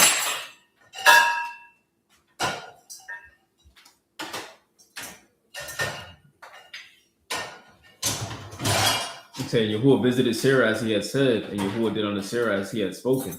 For Sarah conceived and bare Abraham a son in his old age, at the set time of which Alahym had spoken to him. And Abraham called the name of his son that was born unto him, whom Sarah bare to him, Isaac. And Abraham circumcised his son, Isaac being 8 days old, as Alahym had commanded him. And Abraham was 100 years old when his son Isaac was born unto him. And Sarah said, Alahym had made me to laugh, so that all that hear will laugh with me. But that's a true story. Go ahead. And she said, who would have said unto Abraham that Sarah should have given children suck? For I had borne him a son in his old age. And the children grew and was weaned. And Abraham made a great feast the same day that Isaac was weaned. And Sarah saw the son of Hagar, the Egyptian, which she had borne unto Abraham mocking. Wherefore she said unto Abraham, cast out this bondwoman and her son, for the son of this bondwoman shall not be heir with my son, even with Isaac. Now go and give him what mocking is by definition. So that's letting you know the children of the flesh can't inherit with the children of the promise. It's not possible. That is sakak. That is to laugh, mock, to play, to jest, to make sport, to play, to sport. Now, what did we read in Nehemiah? What they were doing to him? Hold on, I'll tell you. It says that they laughed us to scorn and despised us, doing the same thing that he was doing. That's why we're looking at all that. You feel me? This is the same thing they did to Mashiach. They mocked him. They scorned him. Hold on. Let's go to Job. Let's read it for him. No, I just want to give another witness. I don't want them to think we making this up, man. You be swearing you make stuff up, and I think we want Job 31, I believe. Or was it 28 I want? That ain't it.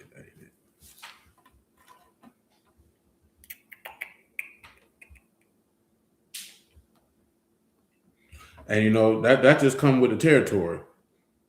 And that's why I say, man, God dog it. Oh, I thought that junk had done. I'm trying to hit off. No, I'm trying to hit something else. And that was a message, man. But I thought that was somebody's room. That's how sometimes the room get closed. Because the notifications be coming, somebody open the room. Could you draw a comparison between Jacob, Leah, and Rachel in the sense of what we talking about? And that's not with Rachel and Leah. Because I wouldn't say that Rachel and Leah were that was children of the flesh versus children of the promise. That was literally that was competition for a man. Go to Job 12:1.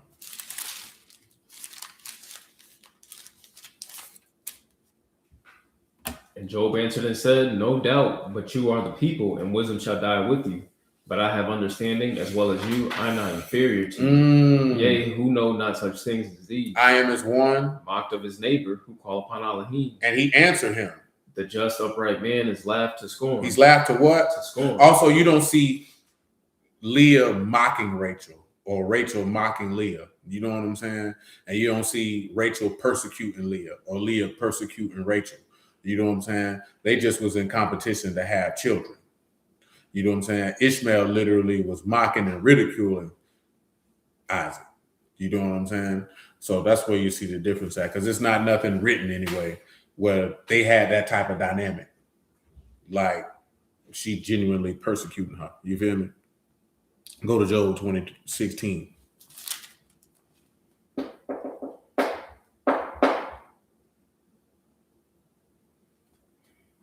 Go to 16 and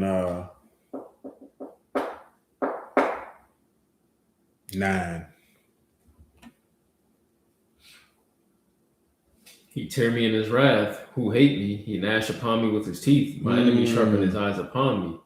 They have gaped upon me with their mouth. They have smitten me upon the cheek reproachfully. They did what?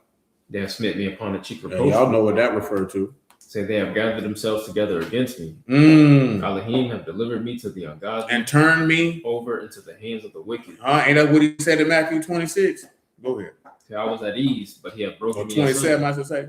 He have also taken me by my neck and shaken me to pieces. I was at what? Say I was at ease, but he broke me asunder. And he taken me by my what? By my neck. And shaking me what? To pieces. And set me up for his what? His mark. Tell him what a mark is, that man. Because we were talking about the mark of the beast earlier. So that is Matarah, a guard, a ward, prison, mark, or target. See, I wanted you to hear that one because it ain't gonna mean the same. He set me up as his target. Remember, he said, hey, man, you have no power at all against me unless it was given you from on high. But go ahead. His archers compass me round about. And they cleave me. My reins asunder and do not spare. He pour out my what? Gall upon the ground. He break me with breach upon breach. He run upon me like a giant. Tell him what giant is that, man. That is Gabor, strong or mighty. He ran up on me like a strong man. See, people see giant. This ain't talking about somebody of stature. This talking about a warrior. Ran up on me like a warrior. Go ahead. I have sewed sackcloth upon my skin and defiled my horn in the dust. My face is fouled with weeping. My eyelids is the shadow of death. Not for any injustice in my hand. Also, my prayer is pure. O earth, cover not you my blood, and let my cry have no place. And now behold, my witness is the Shamayim, and my record is on high. And my friends do what? Scorn me. And my eye pour out tears on the Alahym. Oh, a man, one might plead for a man as a man plead for his neighbor. That's good. But notice he said friends laughed him to scorn. Scorn me. He said, man, my eye pour out tears to God. You know what I'm talking about? I wish somebody would plead for me with God like a man plead for his neighbor or a man for his neighbor. Tell him what plead mean in verse 21. Then we come to Psalm 22. That is your part to prove, decide, judge, rebuke, reprove, correct, to be right. He said, I hope somebody would judge for me or plead for me. Psalm 22, man. Verse 1, man. Y'all know about Psalm 22. Psalms 22 is one of those passages, like I told you, when people go up against, quote unquote, Tanakh only, this is what they run to. You know what I'm saying? But then people already know you coming here because they know that this is spoken of in the Gospels, and they perceive that the things that are written in the Gospels are plagiarized. Now, listen, I tell you this here because of one reason and one reason alone. The one thing that you don't ever want to do is not understand the argument of your opponent. You know what I'm saying? And that's if you are seeking to systematically dispense your information that prayerfully, if you who will see fit, that your opponent would welcomely receive upon consideration. You know what I'm talking about? But you wouldn't be, because when you do that, that effectively allows you to impart. And remember when Paul said, I make myself all things to all men, this allows you to effectively be able to communicate your point that they may be able to receive it. If you don't seek to understand your opponent's mind frame, you're not going to be able to do it. Like when I was telling the gentleman about 48 laws of power, right? And he like, that's a demon book, whoop, whoop, de whoop. I'm like, check it, blood. What did Yahushua tell you to do? He told you to be wise as what, Sylvia? And harmless as what? So that means just because you read, learn, you know what I'm saying, acquire a piece of information does not mean that you're supposed to use it. You know what I'm talking about? Now, like I said, that's what I've mentioned before, like what we were talking about with Donald Trump's childhood. Like his daddy was rich. You know what I'm saying? Real estate developer. So the only thing he believed in was results. And he believed that you show no weakness at all. I mention this because this crafted the type of mindset of why this man behaves the way that he behaves. Because they said there's no recorded trauma with him. Nobody beat on him. Nobody touched on him. You know what I'm saying? But his father wasn't an emotional dude. He was a certain type of dude. Now you can sit back and look at it and be like, that's why he's successful. But also to achieve that level of success that he's been able to achieve, those type of mental frailties may come with it. You know what I'm talking about? Because you have to develop a certain type of character to get to that particular point. And that be the part that nobody want to talk about, which is part of the reason why the text tell you not to seek after those things. You know what I'm saying? Because it drowns men through with many different lusts and drowns you in perdition. Perdition by definition means death and destruction. But see, these are things that we don't consider, and we don't consider them because we always believe this one thing. Say that, you know what that is? Not me. That wouldn't happen to me. You know what I'm saying? And I get that you would look at it in that fashion, but the reality of the situation is to achieve certain levels of success and get in certain places, man, you got to become a certain type of individual. And you may not want to become the individual that you might have to become in order to achieve that. And that's what nobody don't take. You know what I'm saying? That's what nobody don't take. See, listen, man, the reality, especially in this time frame, because remember, I'm from a time period before there was a social media. You know what I'm saying? When I went to prison, I wasn't even gone that long. There was no social media. You know what I'm saying? When I came back, there was one. And that, for all intents and purposes, changed the landscape of human interaction from that time forward. Because now what most people are going to do, which y'all already know this, they're going to post the most beautiful parts of their life that they want you to see. Most people who are in business, they're not going to post the losses. You know what I'm talking about? They're not going to post the months where you don't make no money. They're not going to post none of that. They're not going to talk about when somebody don't pay. They're not going to talk about when you put 12,000 in, son, and lost it all and lost few more thousand on top of that. They're going to post it, we closed this deal. I bought this. We doing this. Because I was telling one of the brothers on here, man, what I told y'all about, man. It's about having perspective. It doesn't mean that you can't do certain things. It don't even mean that you can't go after certain things, but you have to have the proper perspective. Because boy, I'm here to tell you, man, according to this word, you're not as strong as you think you are. You know what I'm saying? And you'll get placed in situations and circumstances where God will show you that you are a liar, to, not to him, but to yourself. You know what I'm saying? But to yourself. That you thought you could do X, Y, Z and remain uncompromised. And it just is what it is. But I would mention that to him, like you talked before, man, them people in antiquity wasn't going on no vacations. You think somebody in Galilee was talking about, you know what sound great? Let's take a trip to Egypt for the weekend. No, that's not how they live their life. Now we look at all these things. I'm mentioning this because we told you got all these things you can do. You got all these places you can go, and you think this really about your entertainment so you can enjoy life, but you don't realize that all this stuff is just a way to promote consumerism. And that consumerism is to be able to make sure that money that you've earned and acquired, that you worked all your life for, continues to stay into the hands of a small amount of people who can continue to make decisions on your life that leave us all doomed. You know what I'm saying? So while you think this is an aspect of living life, because you built your mindset that life should be fun and this, that, there, and the third, you actually are contributing and participating actively in funding your own oppression. You know what I'm talking about? But see, I'm not talking about oppression in the aspect of indeed, that I'm not talking about oppression in the aspect of chattel slavery. I'm talking about financial oppression, mental oppression, emotional oppression. I was reading something because it mentioned that Trump could be a malignant narcissist, which is not a definite clinical diagnosis. But in that, as it was breaking it down, they was talking about that they believe that the American populace became more narcissistic after World War II. Because everything shifted to I, me. You know what I'm saying? Repeatedly. This is what I told y'all when I told you about that love language stuff. You know what I'm saying? And that self-love stuff. It sounds good on the surface. And the reason why it sounds good on the surface, because you live in a society that actively promotes narcissism. You know what I'm saying? Now, everybody has some bit of narcissism in them because that pertains to self-esteem, self-preservation, things of that nature. You know what I'm talking about? See, it expands into gradually moving towards narcissistic disorder when you have delusions of grandeur. You know what I'm talking about? What's the other one, man? A grandiose view of yourself.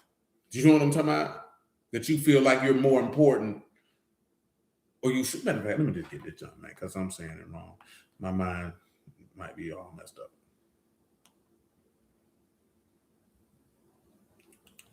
Well, I tell you what they say malignant narcissism is. This is a theoretical personality disorder construct, conceptually distinguished from typical narcissistic personality disorder by the presence of antisocial behavior, egocentric sadism, and paranoid orientation, while retaining some capacity for guilt and loyalty. So the thing that separates malignant narcissism from narcissistic personality disorder is the desire to be sadistic.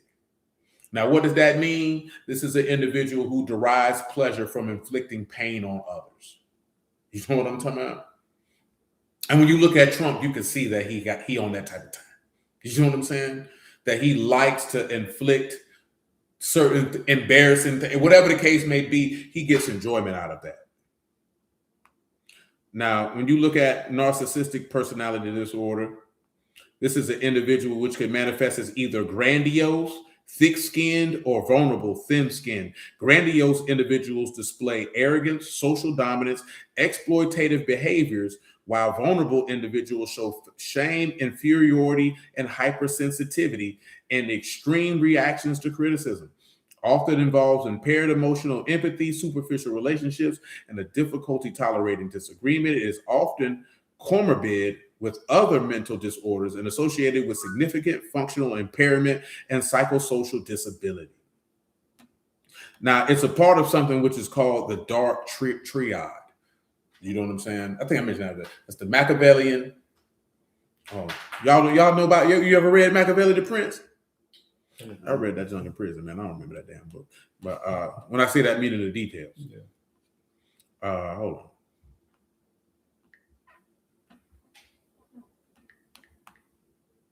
Now Machiavelli was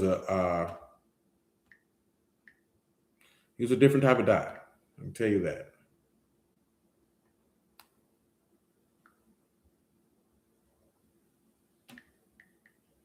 I ain't gonna get into him so far, but a Machiavellian personality is characterized by a calculating, manipulative, and detached approach to social interactions, prioritizing personal gain, power, and status above all, known for believing that the end justifies the means. They often use charm and deceit and exploitation to achieve their goals, like empathy, and avoid deep emotional attachments. They are strategic and cold. They are rarely impulsive, and instead, with careful long-term planning, they use flattery, lies, and coercion to control others. They are obsessed with power, money, and status. They are emotionally detached, often living in an emotionally vacant world. They believe people are generally weak and self-serving, and they disregard ethical standards to achieve their objectives. Now, the Machiavellian personality trait, which is the biggest thing that they do, is they see people as a means to achieve their ends, and they will exploit and use anyone for the purpose of achieving what it is that they want. Indeed, that what you got to done. Seen some content that said Trump is a great politician, but his strength is a weakness when it comes to foreign policy and military strategy. And I wouldn't disagree with that, because if he definitely does have malignant narcissism or NPD, it would lead him to make terrible military decisions, because he would make it according to his ego. You know what I'm saying? Which you can't go into war with that type of thought process. You know what I'm saying? But I mentioned all this here because when you see that, sounds like a leftist wrote that. No, I mean, no, that's the really, you talking about with Machiavelli, or you talking about with Trump? Now, if you look, sit back and you look at Trump, man, and you really look at, because obviously it would be, now there's actually a member of his family who's a clinical psychologist who wrote a book about him. You know what I'm saying? Stating that, yo, this nigga's a narcissist. You know what I'm talking about? See, a lot of people throw that term around, but most people don't have NPD. You know what I'm saying? Oh, Machiavelli, no, that's the framework of Machiavelli's book. You know what I'm saying? That's the framework of the entire Machiavellian principle. Right? Even in 48 Laws of Power and the Art of Seduction, Machiavelli is in that book. And that is how he operated. You know what I'm talking about? You know what I'm saying? Is that you use people. See, the biggest part of it is when you're looking at the emotional attachment. Because in the particular society that we live in, it would seem you would be ridiculed and denigrated for being emotionally detached. But when you read the word, it said, if you Hamashiach, you have crucified your affections and lust, which means you have to be emotionally detached. No, I get it. I mean, hey, man, that's one thing about reading, man. You know what I'm saying? Everybody not going to necessarily grab the same thing. You feel me? Yeah, what I got from it is he was a political maneuverer, and he was going to do whatever he had to do to maintain power and keep himself alive. You know what I'm saying? But that's what I was telling you, like when people read books like 48 Laws of Power and all that, most people don't have the intelligence, the charisma, or the charm to do any of the things that are written in them books. You know what I'm talking about? Like straight up and down. Like that's that's reserved. This type of stuff that's in that book is reserved for certain types of people. You know what I'm saying? Who have certain personality traits that they're able to use for that high level of manipulation. And most people are not that charming. Most people are not social butterflies, if you would. A lot of people are very, very socially awkward. Most people are not that charismatic. You know what I'm saying? Nor do most people have that much control over their emotions to even be able to begin to move in that type of fashion. What is narcissism? Oh, it's just a personality disorder. It's a personality disorder. That's an actual personality disorder. That's an actual clinical, psychological personality disorder. How do you spot it? I mean, it can't be spotted unless you dealing with unless it's diagnosed from a mental health, you know what I'm talking about, professional. But what it says in general, it's just a long-term pattern of grandiosity, an overwhelming need for admiration, a lack of empathy for others. They feel entitled. They behave arrogantly. They exploit relationships. Some believe it stems from complex genetic and spiritually it is. It ain't even borderline. It is an idolatry because you worship the altar of yourself. Could be from genetic, environmental, or neurobiological factors. When it's talking about grandiosity, it's an unreasonable sense of self-importance, an exaggeration of their talents and or achievements, a need for admiration, requiring constant and excessive attention and admiration, an inability or unwillingness to recognize the feelings and need of others, expecting special treatment and automatic compliance with their wishes, taking advantage of others to achieve their own goals, being envious of others or believing others are envious of them, displaying haughty, disdainful, or arrogant behaviors, being preoccupied with fantasies of fame, power, or brilliance. See, definitely sounds like a byproduct of who? What'd that say? ML? I don't know what he was trying to type in. I don't know what that means. But yeah, that's what that looked like. And you know what the funny part is? He say me, or the byproduct of me. You know the funny part is, in general, most people believe that most of those attributes that you heard, women possess that more often than not. You know what I'm talking about? But in general, both genders do. You know what I'm saying? But of course, you know, because of the internet and psychological terms being known, that term narcissist get thrown around very loosely at people. You know what I'm saying? When most people ain't like that for real. You know what I'm saying? They may just have elements and people feel like, oh, because you do this, you're a narcissist. But that want for attention though, that'd be the main thing, or wanting admiration, or expecting special treatment or automatic compliance and taking advantage of people. You know what I'm saying? Or just having an excessive sense of self-importance. That's having an idol in your heart. You know what I'm saying? All the way around the board. And you got to cast that idol out, like it's saying in Ezekiel. So that's what stuff like that, you know what I mean, lead to. You know what I'm saying? But like I say, man, you know, just looking at, like I said, because I mentioned, I put that video in the chat, man. You get a chance to look at it. He made one about Epstein too. And I think with Epstein, it wasn't no definitive evidence of him having any type of childhood trauma. I think he just, some niggas just evil. You know what I'm talking about? You know what I'm saying? Just like I say, man, the wicked are estranged from the womb, telling lies. Some people just evil, blood. Like, some people just evil. You know what I'm saying? I ain't really got nothing else to that. Some people are evil and scornful like that because of things that they have endured in their lifetime. You know what I'm saying?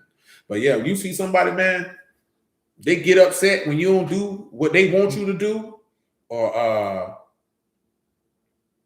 you know what I'm saying? They want all your attention.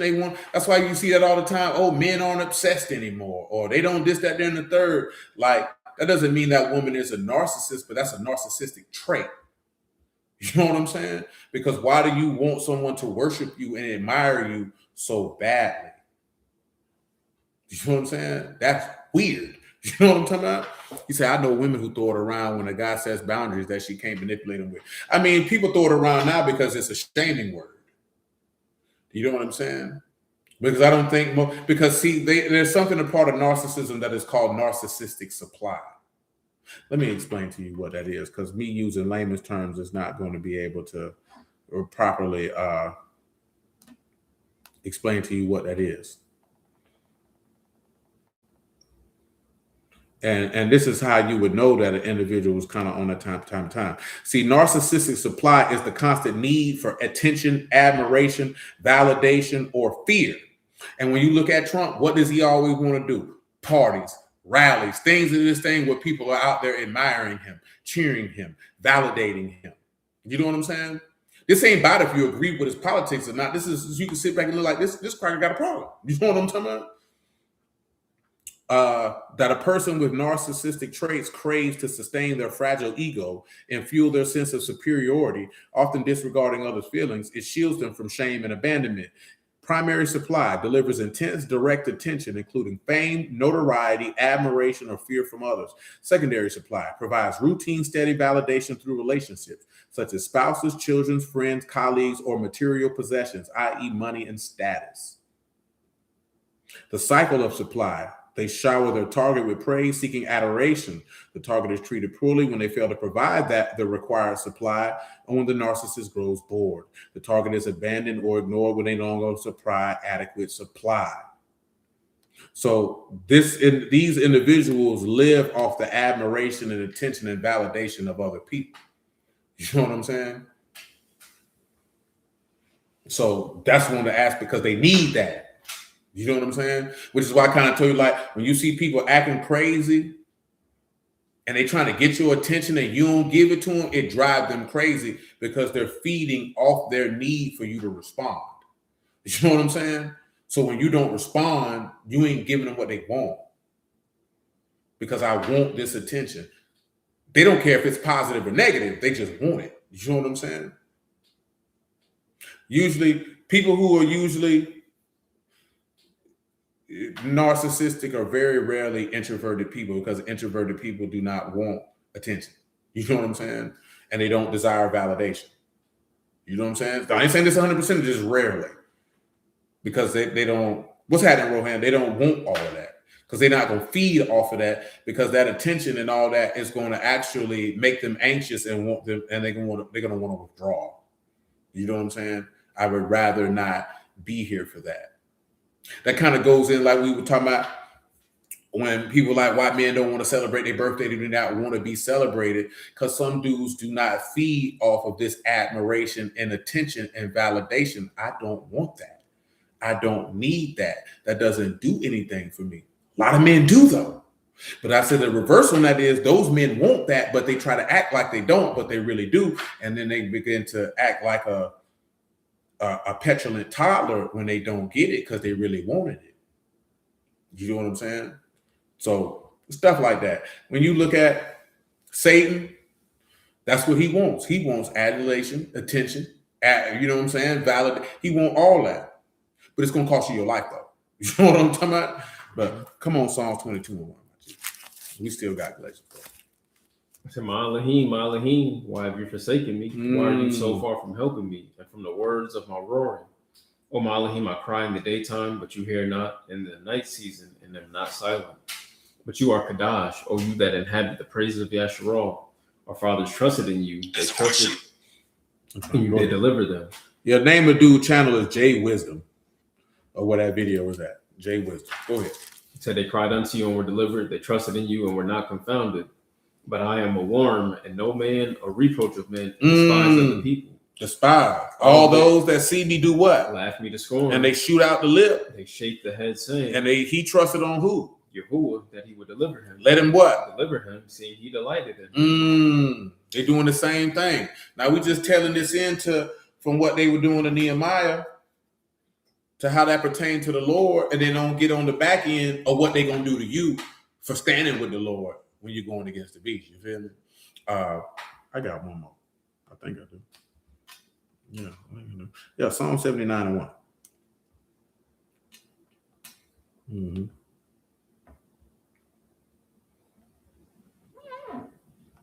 Go ahead. O Alahym, the heathen are coming to your inheritance.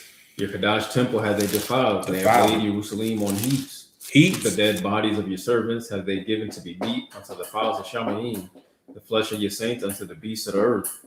Their blood have they shed like water round about Jerusalem, and there was none to bury them. We are become a reproach to our neighbors, a scorn and derision to them that are round about us. What they do? How long, Yahuwah, will you be angry forever? Shall your jealousy burn? Alahym, why have you forsaken me? Pour out your wrath upon the heathen that have not known you, and upon the kingdoms that have not called upon your name.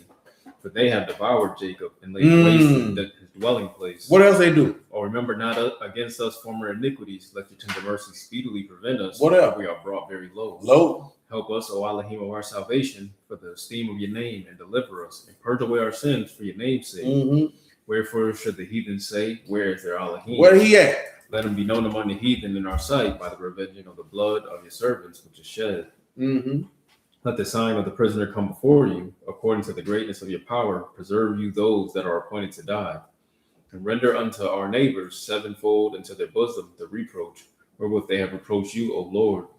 So we, your people and sheep of your pasture, will give you thanks forever. And will show forth your praise. That's good. Mm-hmm. I know you read the verse, but I missed it. Verse 4. Mm-hmm. You say you become a scorn and derision to them that's round about. You know what I'm saying? Psalms 44 gonna say pretty much the same thing. I just want you to hear verse 8.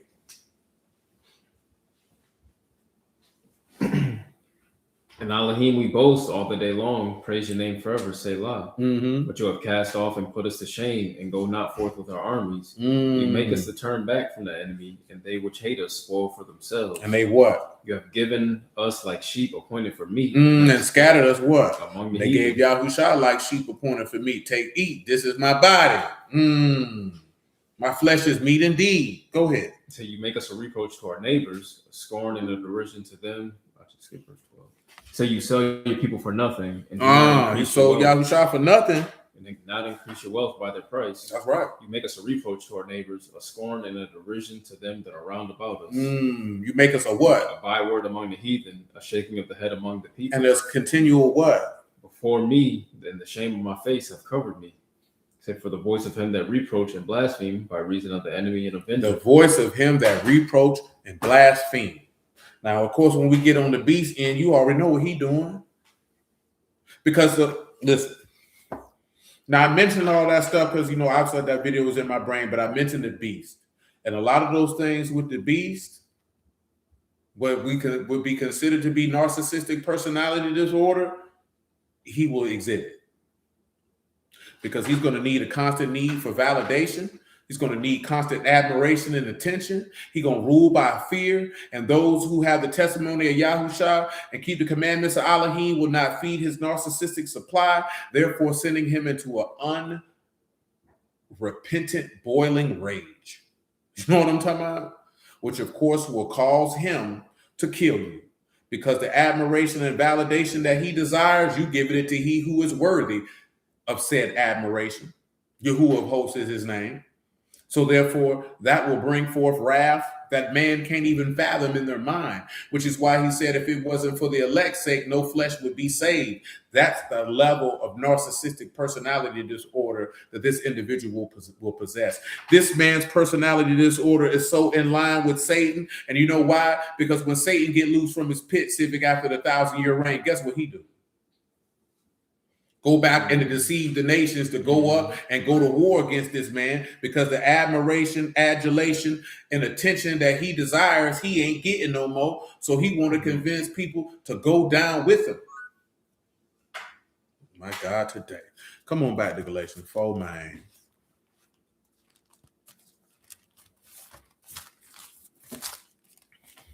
But yeah, Dre, man, that's one of the aspects. If you want to look at one of the things to give you an inkling in that, it's a constant need for attention and admiration. An individual, because remember, it comes from the Greek mythological story of Narcissus, who fell in love with his own reflection. You know what I'm saying?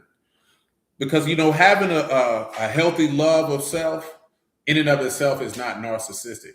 But when it begins to metastasize into other things is where you have a problem at. Because you're supposed to have a certain level of self-esteem and self-love and care for yourself. You know what I'm saying? But once it go to the point where now you need other people to validate that, admire you, you think you're great, you think you're entitled to everything, people should jump at every whim and satisfy your every single solitary desire. Yeah, that's when you start moving into uncharted territory. You stop at you can read verse 27, man. Galatians 4:27. For it is written, rejoice, you barren that bear not, break forth and cry, you that travail not. For the desolate have many more children than she which have a husband. Now we, brethren, as Isaac was, are the children of promise. But as then he that was born after the flesh persecuted him that was born after the Ruach, even so. Now. Pause. And that's what we was looking, because that's what's going to happen. The children of the flesh are going to persecute the children of the spirit. The Satan, the beast, are megalomaniac attention seekers. For a natural application of that, absolutely. For those who don't know what a megalomaniac is, you know what that is? You ain't familiar with that term, huh? I ain't never heard it, but yeah, I'm familiar with it. A megalomaniac is a person that is obsessed with power and have an inflated, often delusional sense of their own importance and abilities. They frequently display narcissistic behavior and arrogance, for sure, and a strong desire to control others. There's, you know what I'm saying? Things that are synonymous with the megalomaniac as a narcissist, an egotist, power hungry, a dictator, and grandiosely delusional. Yeah. Again, megalomania is an extreme obsession with power and self-importance, often involving exaggerated and delusional beliefs about one's ability or status. People with megalomania have delusional fantasies that they are more relevant, i.e. important, or powerful than they truly are.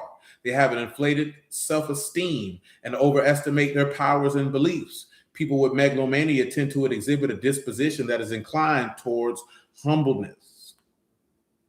The word megalomania is no longer used in the mental health field and is not mentioned either in the Diagnostic Statistical Manual of Mental Disorders, i.e. the DSM, or the International Statistical Classification of Diseases, i.e. the ICD. Instead, this condition is now simply called narcissistic personality disorder.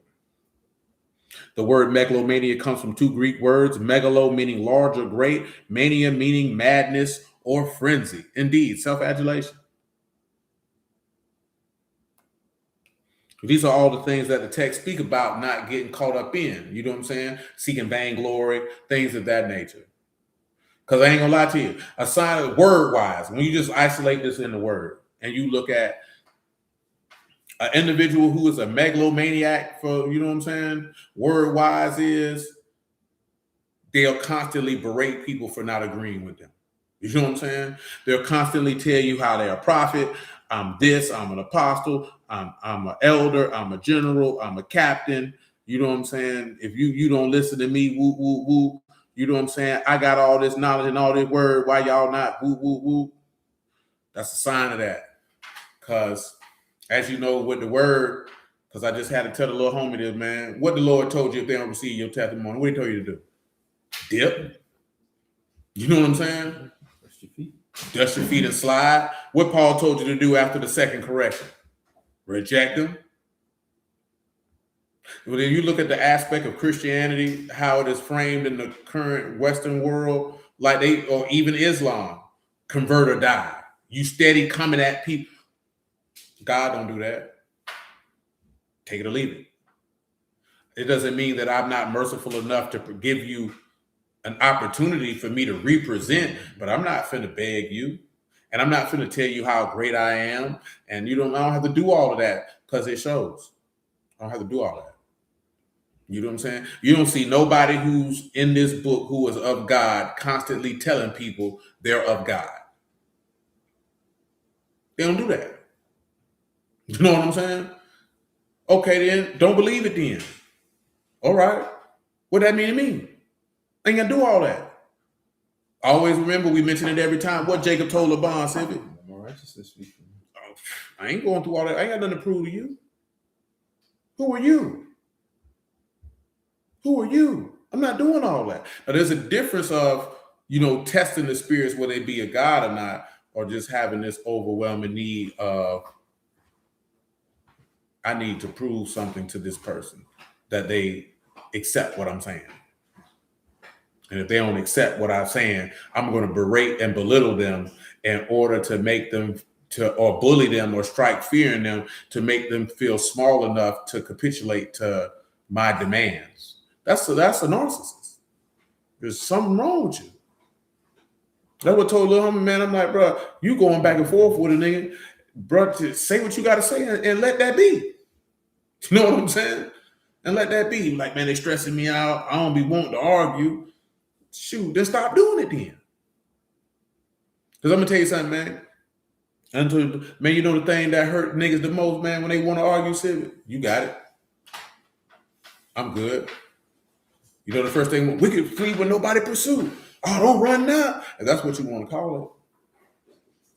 But you got it, cuz. I'm cool on that.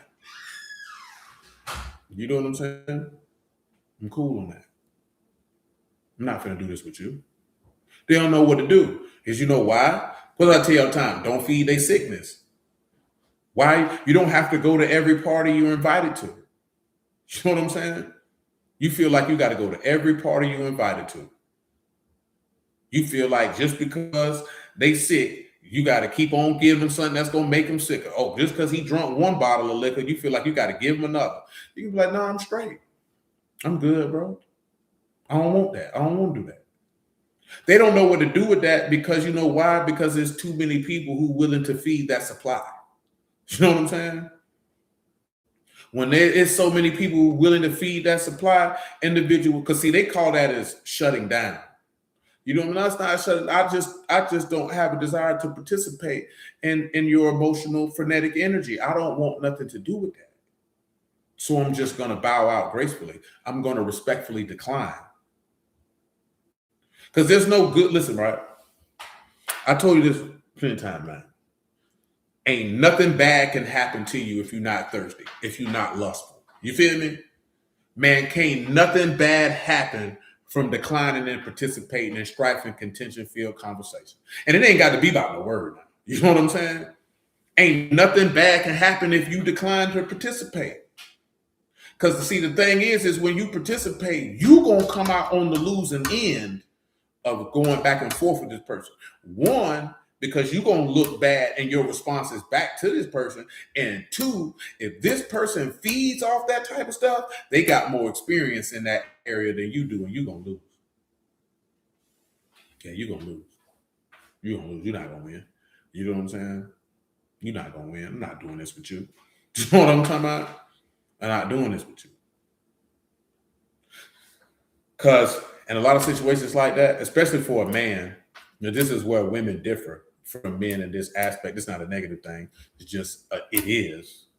You know, women more accustomed to, if this is how I feel, I want to say how I feel right now. Even though you may not feel like this in 20, 25 minutes. As a man, he would rather have more space to process how I feel, to work through that before I speak. Because I already know I may not feel, I'm not going to feel like this 24 hours from now, or maybe 15 minutes from now. So therefore, I would rather not speak from that space because I need to process why I feel like this in the first place. You know what I'm saying? Versus speaking from an emotionally volatile position, because I know it's probably not going to be conducive. So when dudes do that, a woman thinking, oh, you trying to avoid. No, I don't want to say nothing like you bald-headed maggot hoe, when that ain't how I feel, for real. But you agitate me, so that's how I feel right now. Now I say this out my mouth. And one thing that people, once them words leave your mouth, it's too late. You know what I'm saying? You can apologize. You know what I'm saying? I ain't mean it like that, but it's too late. Them words done left your lips and entered into their ears. And once that doesn't happen, what them words gonna be with that person, man, and they're probably gonna adjust how they look and see you after that point. Because you done said something because you was mad, or you was upset, or you were frustrated. That's why I would tell you, man, don't discipline your children if you're frustrated. Because if you're frustrated, you need to go sit down and get control of yourself. Because if you know a child doesn't have emotional regulation and you don't have emotional regulation, who's going to be the adult in that situation if you know you're not emotionally regulated? And you expecting a child to emotionally regulate themselves? To help you emotionally regulate yourself? You're supposed to be the adult. So when you frustrated, you're not going to be coming from a point of instruction. You're not going to be coming from a point of care. You're going to come from a point of frustration. Frustration leads to aggression. Aggression leads to you done said or did something that you necessarily wouldn't have done if you were not in that particular state. But once it's done, you can't take it back. You know what I'm saying? Because unfortunately, and human beings aren't like this, in general, niggas think apology is going to erase it. It ain't. That's why part of the reason why you say, people use the verse, death and life are in the power of the tongue, but it definitely, you know what I'm saying? You don't never want to say nothing when you're frustrated. It's better to let that subside. You don't really want to say stuff when you're angry. It's better to let that stuff subside so you can work your way through it. Because you've been said something. And most of all us, we all human beings. So we probably said things out of frustration and anger that weren't really the actual intent. Because, some people tell the truth when they're angry. Some people do, but a lot of people, I'm going to say the most hurtful or aggressive thing that I can say because I'm angry, because I'm probably hurt. So I want to hurt them. And that's not necessarily how I actually feel, but I want to lash out. Because I'm angry, because I'm frustrated. So I'm going to lash out. You know what I'm saying? And that's part of emotional volatility. You know what I'm talking about? Those do it, but definitely with children, I learned that from my mama there, man. You know what I'm saying? You don't discipline a child when you're frustrated. It's just better to go sit on down. You know what I'm saying? Because it's not going to go how you think. You know what I'm saying? Which is why sometimes, in general, you know what I'm saying, when it comes to disciplinary stuff, men don't usually discipline their child when they're frustrated. If the children doing X, Y, Z, the woman get frustrated, she can't really handle it. Not handle it, but she responds to it differently. That's a better way to say it. She responds to the frustration differently, come out differently. You know what I'm saying? Versus men. Now, some men don't do that because some men go screaming how to go beat the brakes off them children. You know what I'm talking about? Call them children all type of, you know what I'm saying, vile things. You know what I'm talking about? So it's not mutually exclusive. We're just talking about in general. You know what I'm saying? That's what happens. This is why when you look at certain things, that's why you would say he's slow to wrath. He's slow to wrath because he's long suffering. So that means his response to whatever man does is not going to be based on any level of frustration he has with our conduct at that moment. You know what I'm saying? And that's kind of the framework of the spirit that we desire to move to operate in. You know what I'm saying? Because he told you, offense is going to come. You're going to get frustrated. You're going to get upset. That's natural. See, the thing is, you get in the word and you think people not going to do stuff that's going to bother you. You know what I'm saying? Now, in general, it's just in life-wise, women be more inclined to speak about the things that bother them than when a man does, than a man would do. That's why usually when a man actually says, well, these are the things that you're doing that piss me off, it seemed like, oh, you trying to go tit for tat or deflect from what I'm saying to you. And it really is, a lot of dudes, you know what I'm saying? I'm going to just give her a pass. You know what I'm saying? Or I'm going to just let that go. You know what I'm saying? He ain't like this. He's not necessarily going to say something. Is that a good thing to do? Probably not. You know what I'm talking about? But that's what a lot of dudes do. I think that's more so because you're not really socialized to say nothing. You know what I'm saying? So to that point, that's where it get to a point where a lot of ladies don't think nothing wrong with them because this nigga ain't never said nothing. You know what I'm saying? This also comes from the aspect, and for little boys, it can come from their mama, the aspect of you always told how wrong you are. That affects their self-view. You know what I'm talking about? Which leads to that attachment thing that I mentioned earlier that they go to looking at, where they come from that constant seek of, I need validation from the female gender, which leads to certain caliber of weak men. You know what I'm saying? That people complain about. These are all the things that you experience in life. This ain't no good thing, bad thing. It's not women are bad. It just is. It's just life. Do you know what I'm talking about? That's it.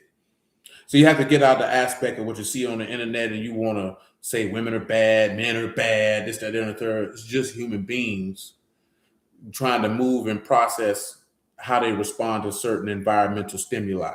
You know what I'm saying? Everybody doesn't respond optimally every time to environmental stimuli. You know what I'm talking about? Now, unfortunately, the reality is those responses can have long-lasting mental, spiritual, and emotional effects on individuals. That's just life, man. You know what I'm saying? This ain't no area where we sitting back looking at, oh, these women are just terrible, this, that, and the third. Are there terrible women? Sure. Are there terrible men? Absolutely. You know what I'm saying? But it causes you, because you know what I'm saying? Everybody who's on here, your life experiences are different. And I ain't talking about just your direct life experiences, but the life experiences you done shared with other people. So therefore, some of these things you may have seen, or God forbid, maybe even experienced yourself. You know what I'm saying? So it's just a craft to be able to understand certain things. You know what I'm talking about? And you know what I'm saying? Sit back and look at, like, I seen a dude say the dude posted the scene from Fences when he told him, "Do you like me?" He was like, "Man, I ain't gotta like you, nigga." Now some people will look at that and they was like, he never told his son he didn't love him. You know what I'm saying? But he was communicating a fundamental truth that as a man, you got to understand, you can't be worried about if people like you or not. You know what I'm saying? You got to be concerned that they respect you and they do right by you. You can't be concerned if a nigga like you or not. Bro, say being belittled and beaten by family tears a dude down in ways unimaginable. It do. You know what I'm saying? Because a lot, depending on your age, I ain't gonna say age, just depending on the mercy of God, every young man don't have the mental capacity to overcome that. You know what I'm saying? Because I think for the most part, a certain generation of women, they believe that men are so tough that it didn't matter what you said to that little boy. Doesn't matter what I say to him. Doesn't matter, because he's a man. He can deal with it. So I think that comes from the dehumanization of young boys and men in general. You know what I'm saying? So you don't look at him and see him as a human. So you don't believe that he has any type of stress. You know what I'm talking about? You don't believe that he has any type of discomfort. You don't believe that he has any type of struggle. You know what I'm saying? Like, you say some people generally believe. I know they do. You know what I'm saying? You know, you'll see people say, it definitely leads to especially, of course, people say, men are being dehumanized. Men are socialized to not show weakness. This is part of what they were talking about, what Trump daddy did to him, which the content creator believed helped foster his narcissism. You know what I'm saying? And the way that he responds. You know what I'm saying? And in general, most men are socialized like that. You can't show no weakness. But a lot of men learn you can't show no weakness because when they did, they were taken advantage of. You know what I'm saying? In a real way. You know what I'm talking about? Like, we didn't talk about this before when people say, oh, you need to be vulnerable. Vulnerability is literally exposing your weaknesses. So as a man, if you've exposed your weakness to somebody at any time in your life, and you got exploited for doing so, you learn very quickly, this is not something that I'm ever going to do again. And people will look at it like, well, that's not a healthy way to be. Why would I give you the tools to kill me for? You know what I'm saying? Like, you're not understanding, because people don't understand what vulnerability means. Now, the only time I would say to ever disclose a vulnerability is when you've overcame it. Therefore, it's not a weakness that can be used against you. People want you to expose your vulnerabilities before you've turned that weakness into a strength. So therefore, that weakness can be used for your exploitation. I would never recommend to do that. You know what I'm talking about? Like, straight them down. Because there's nothing wrong with being vulnerable, but you should not expose vulnerabilities while you are still dealing with said weakness. That's retarded. You know what I'm talking about? On any level of life. Because nobody in a war would show how the opposing army, this is how you can beat me. Nobody's going to do that. You know what I'm saying? You overcome that vulnerability first and then talk about it. Because then what can you do with that information? You can't do anything with it. Because this is not a weakness that can be used to harm me. You see what I'm saying? It can't be. So it doesn't matter. You know what I'm saying? But if you still going through it, well, you better keep that to yourself, boy. You know what I'm talking about? But you better keep that to yourself, man. Or you better know who you telling it to. You know what I'm saying? And even then, you might want to keep that to yourself. Because I've asked all that before. I don't understand the overwhelming obsession with wanting to know someone's weaknesses for. Because for me, at least coming from where I'm coming from, I'm going to be like, shoot, nigga, you the police or something? Like, what you got going on? Then when you look in the text, that's what Delilah was on. Like, why do you so overwhelmingly want this information for what? And you see he gave that information up because he was grieved because she kept coming to him about that. Like, goddamn. But see, when you hear that based off the society we live in, it would sound like that's cold. You shouldn't be that way. No. When you're dealing with weaknesses, man, you have to be very calculated on who you share that with. I ain't telling you not to tell that to your old lady. I ain't telling you to tell it to your old lady. You can do whatever you want to do. You know what I'm saying? But I tell you like this here, man, you better know for sure who you telling that to. Because if you don't, it can be your downfall. You know what I'm saying? That ain't just saying tell your homeboys either, because you better make sure, hey, man, tell your weaknesses to the wrong friend. Hey, boy, they'll be picking you up. Corner be picking you up. Yeah, man, there's many dudes who done got did dirty because they shared that with their friends. You know what I'm saying? I mean, hey, man, it just is what it is. You just got to know the character of the people who are around you when it comes to that. You know what I'm saying? But again, my personal opinion, man, overcome that first, then talk about it. If you ain't overcame it, ain't no need to talk about that because you still actively dealing with that. You know what I'm saying? And when you have a vulnerability, 99.9% of the time, it's going to have you in a particular emotional state. And when you're in a particular emotional state, an individual can take that and use that however they want to use it in order to manipulate you. Case in point, scripture-wise, when you looked at Mashiach, he fasting, Satan coming up because you in a particular vulnerable state, and I know it, and I'm trying to use your state of vulnerability against you. This is why we always talk about resist him steadfast in the faith and he'll flee from you. You know what I'm talking about? Be on guard because your adversary, you know what I'm saying, is going about like a roaring lion because that's when Satan comes. Satan don't come when you're strong. Remember, he told you, man, the only way he can get in is if he bind the strong man. He got to come when you're weak. That's the only time he might have an advantage. You know what I'm saying? That's what he's looking for. Whatever the weakness is, that's his way in, which is part of the reason why Paul wrote, you gotta crucify your affections and lust, because regardless if we want to accept it or not, when it comes to this spiritual situation and circumstance we're dealing with the word, emotions are weaknesses. You ain't got to like it. You ain't got to agree with it. But I'm telling you right now, when you on that spiritual battlefield, man, emotions are weaknesses. Straight up and down. And it is what it is. And that's not going to change because you don't like it. You know what I'm talking about? So emotions being weaknesses, mean this is something that Satan can use to his advantage. And that's it. And that's the only way you need to look at it. Getting in your feelings about them being weaknesses ain't going to do nothing but give Satan another way to exploit you. That's it. You know what I'm saying?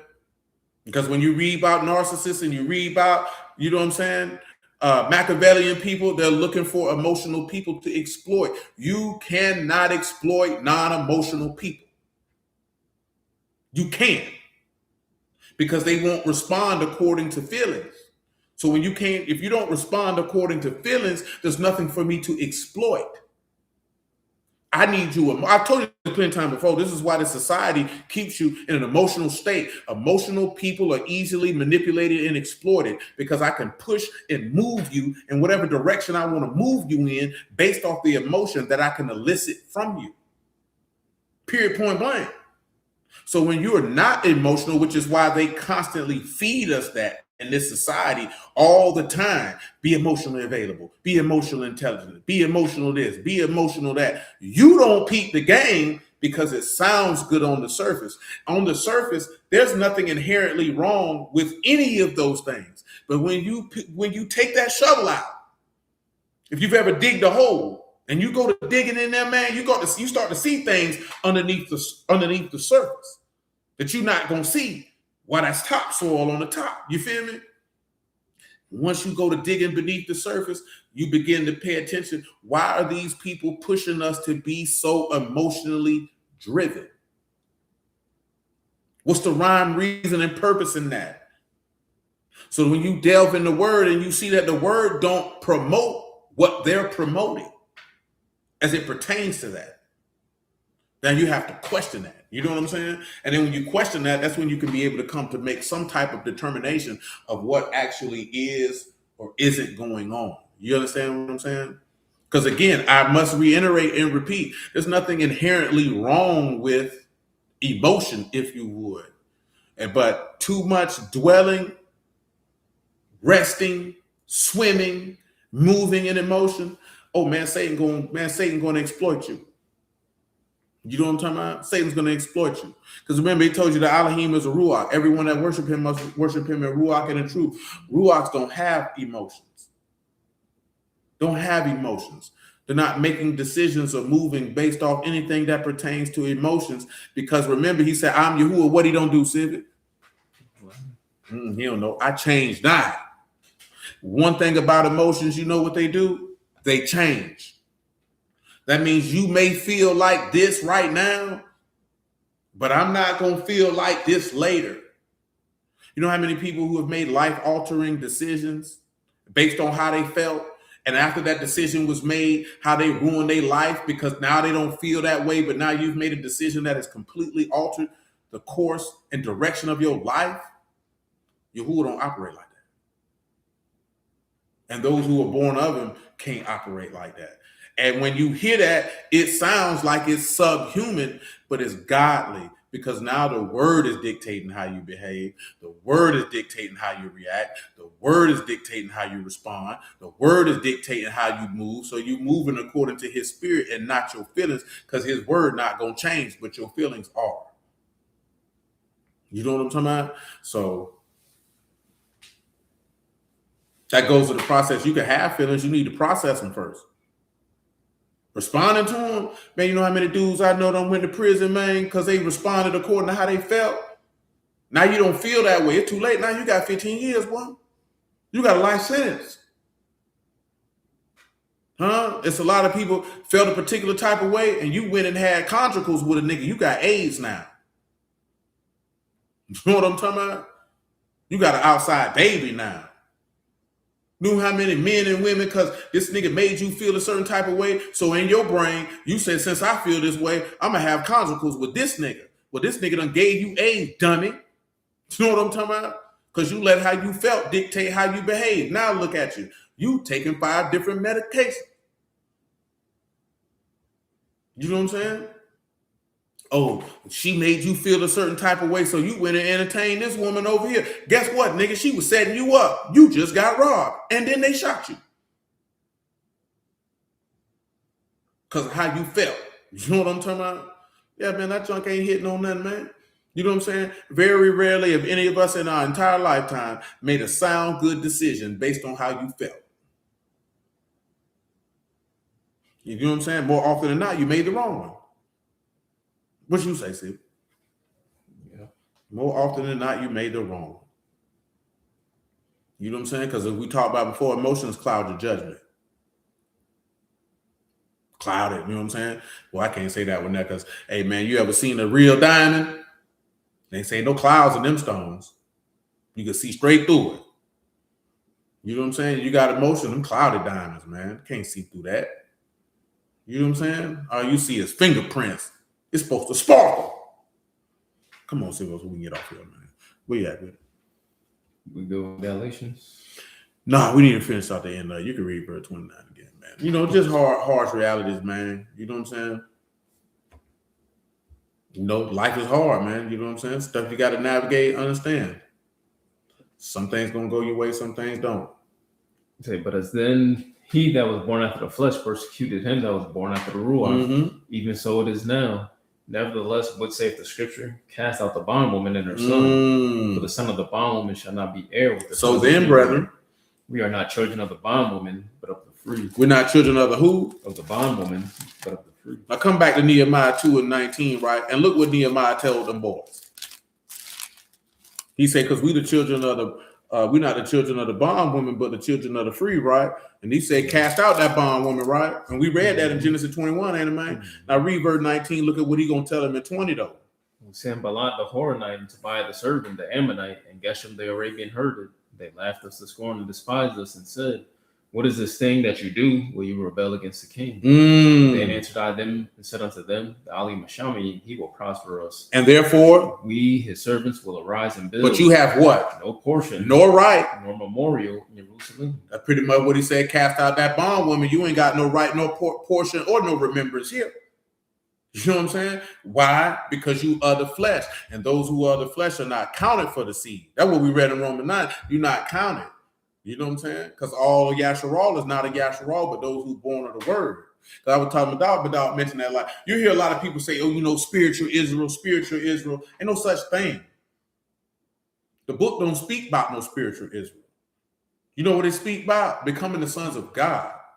So a lot of times the individual say spiritual Israel because in the reality, they still want to be tied to flesh and blood. They don't want to be tied to the Ruach of God. So they don't want to become that.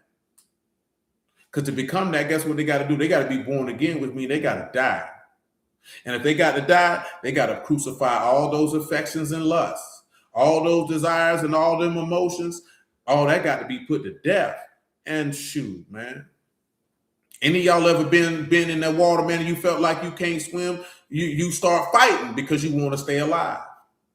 And your flesh do the same thing. It wants to fight. It wants to stay alive. It don't want to die. So that feeling you feeling, it wants to continue to metastasize and grow because that flesh want to stay alive. Because the longer it's alive, it can thrive. And when it can thrive, give them Romans 7:7. This is what happens.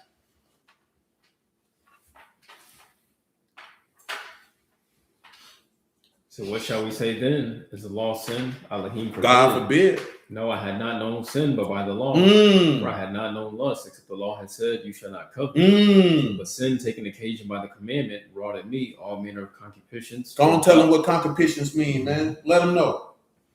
That is epithumia, desire, craving. Work to all manner of craving and desire. So for what is forbidden or lust. That lust. So you know what I'm saying? Anything that's forbidden, whatever feeling you feeling, man, this don't work. Go ahead, man. Read the verse again from the top. What verse again? Verse 8? Verse 8. Come on with it. It said, but sin, taking occasion by the commandment, wrought in me all manner of concupiscence. For without the law, sin was dead. It was dead. For I was alive without the law once. But then, when the commandment came, sin revived and I died. What else? And the commandment which was ordained to life, I found to be unto death. Death. For sin, taking occasion by the commandment, deceived me. It did what? Deceived me. It did what? Deceived me. Listen, man. Your affections and lust will deceive you. And then once it deceive you, what it did? It slew me. It's going to kill you. You know what I'm talking about?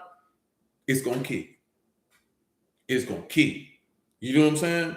And we can sit back and we can look at it however you want to look at it. But man, that man done laid that out plain. It's going to kill you because it's going to lie to you. And we don't be want to look at that. So when you look at the children of the flesh, you know what I'm saying?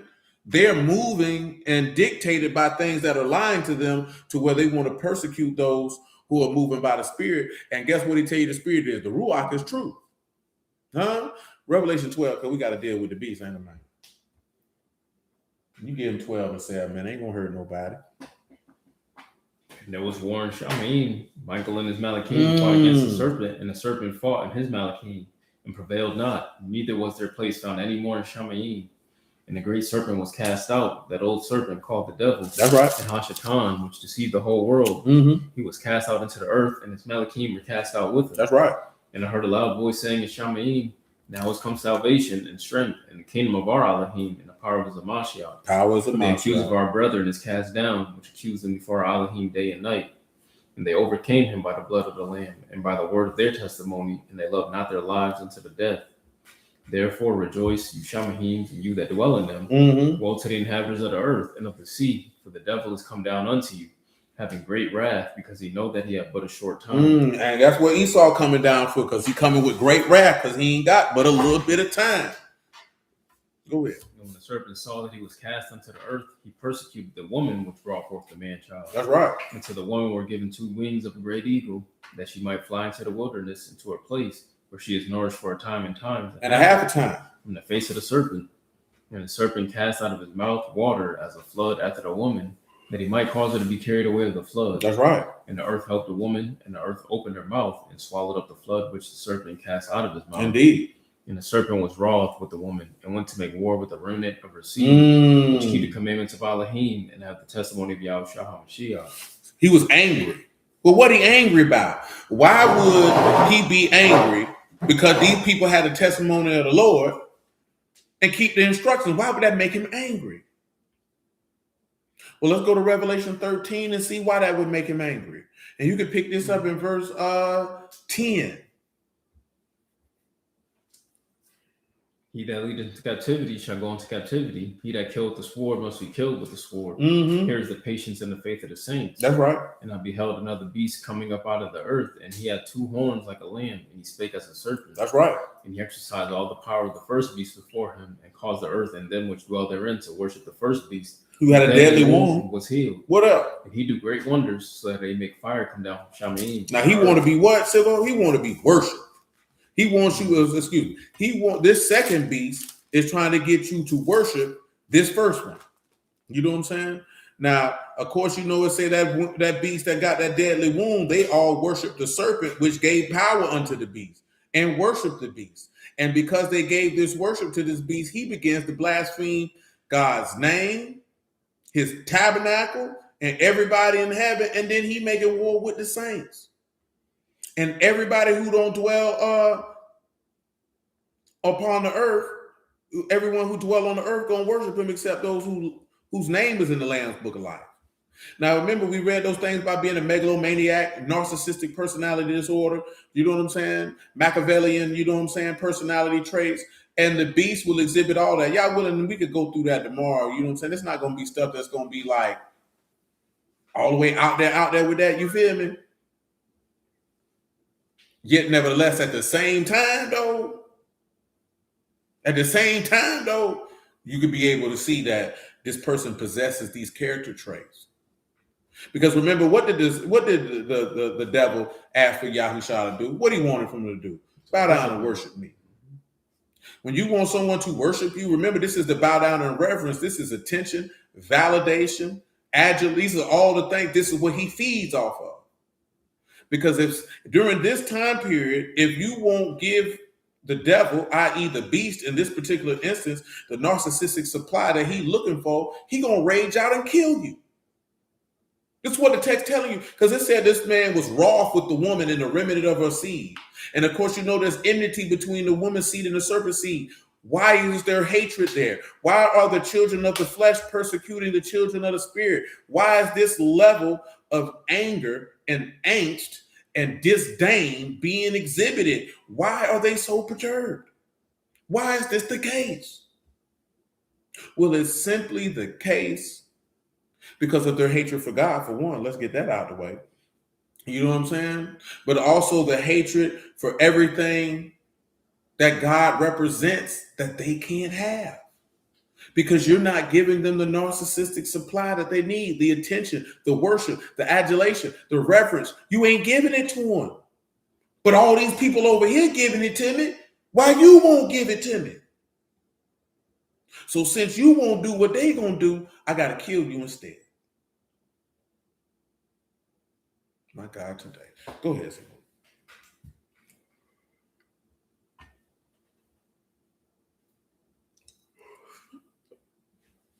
Revelation 13 and what? 12. Come on with it.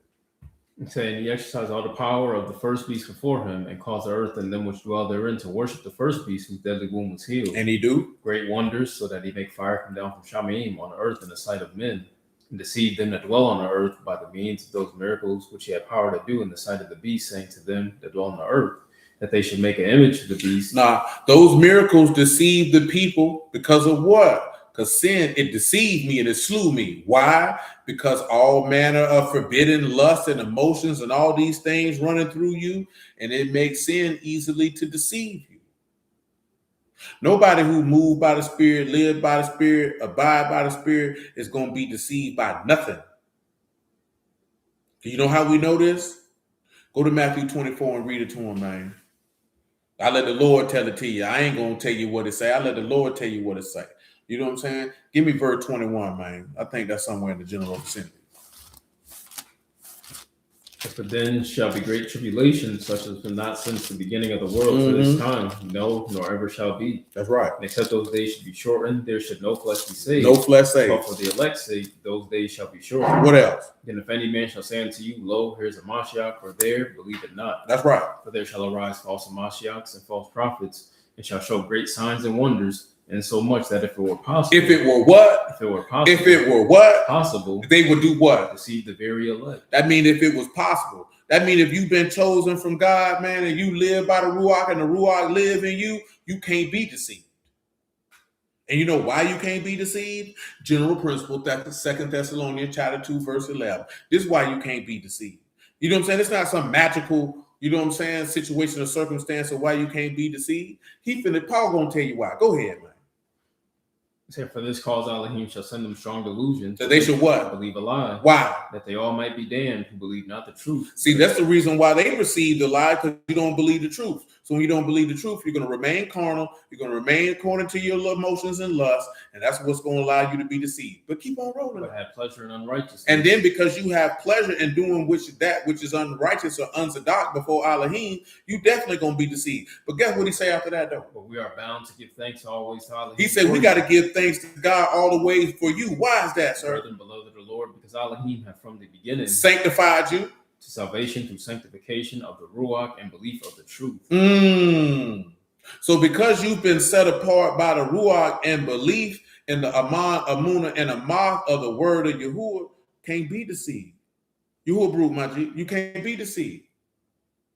Because the word would be abiding in you, which means the spirits of 1 John 5 and 6, man. I don't want nobody think we making this up, man. You know what I'm saying? Because nigga, you know it be some old sucker nigga, you know what I'm saying? Nut cross, coochie lip cross type niggas, you know what I'm talking about? You know what I'm saying? Feel like, hey man, this nigga making this up. You know what I'm saying? No, we ain't gotta make nothing up, man. It say what it say, it's gonna be what it's gonna be. It's gonna flow how it's gonna flow. Take it up with God when you sin. So this is he that came by water and blood, even Yahushua HaMashiach.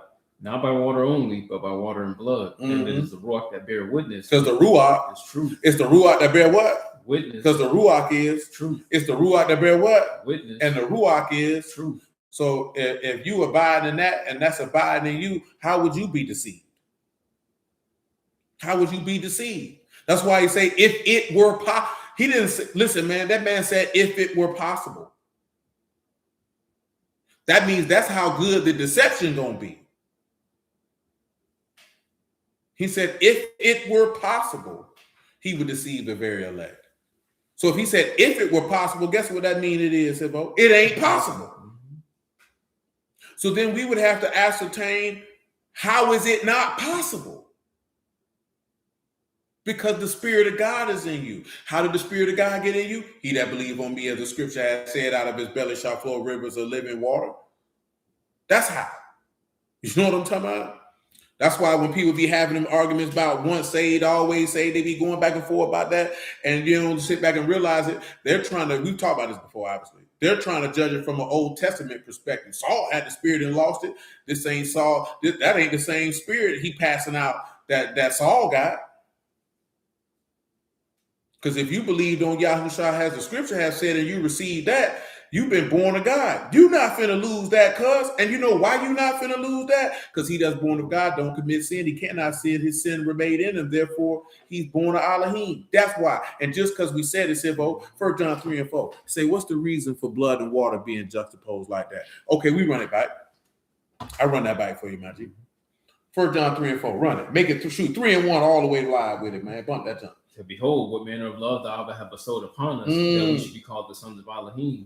Therefore, the world know us not, because it knew him not. Beloved, now are we the sons of Alahym, and it do not yet appear what we shall be. But we know when he shall appear, we shall be like him. We shall be like him. For we shall see him as he is. As he is. And every man that hath this hope in him is purified himself, even as he is pure. Whosoever commits sin transgress also the law. And sin is the transgression of the law. And we know that he manifested to take away our sins. And in him there is no sin. Whosoever abide in him sin not. And whosoever sin have not seen him, neither known him. My God, today.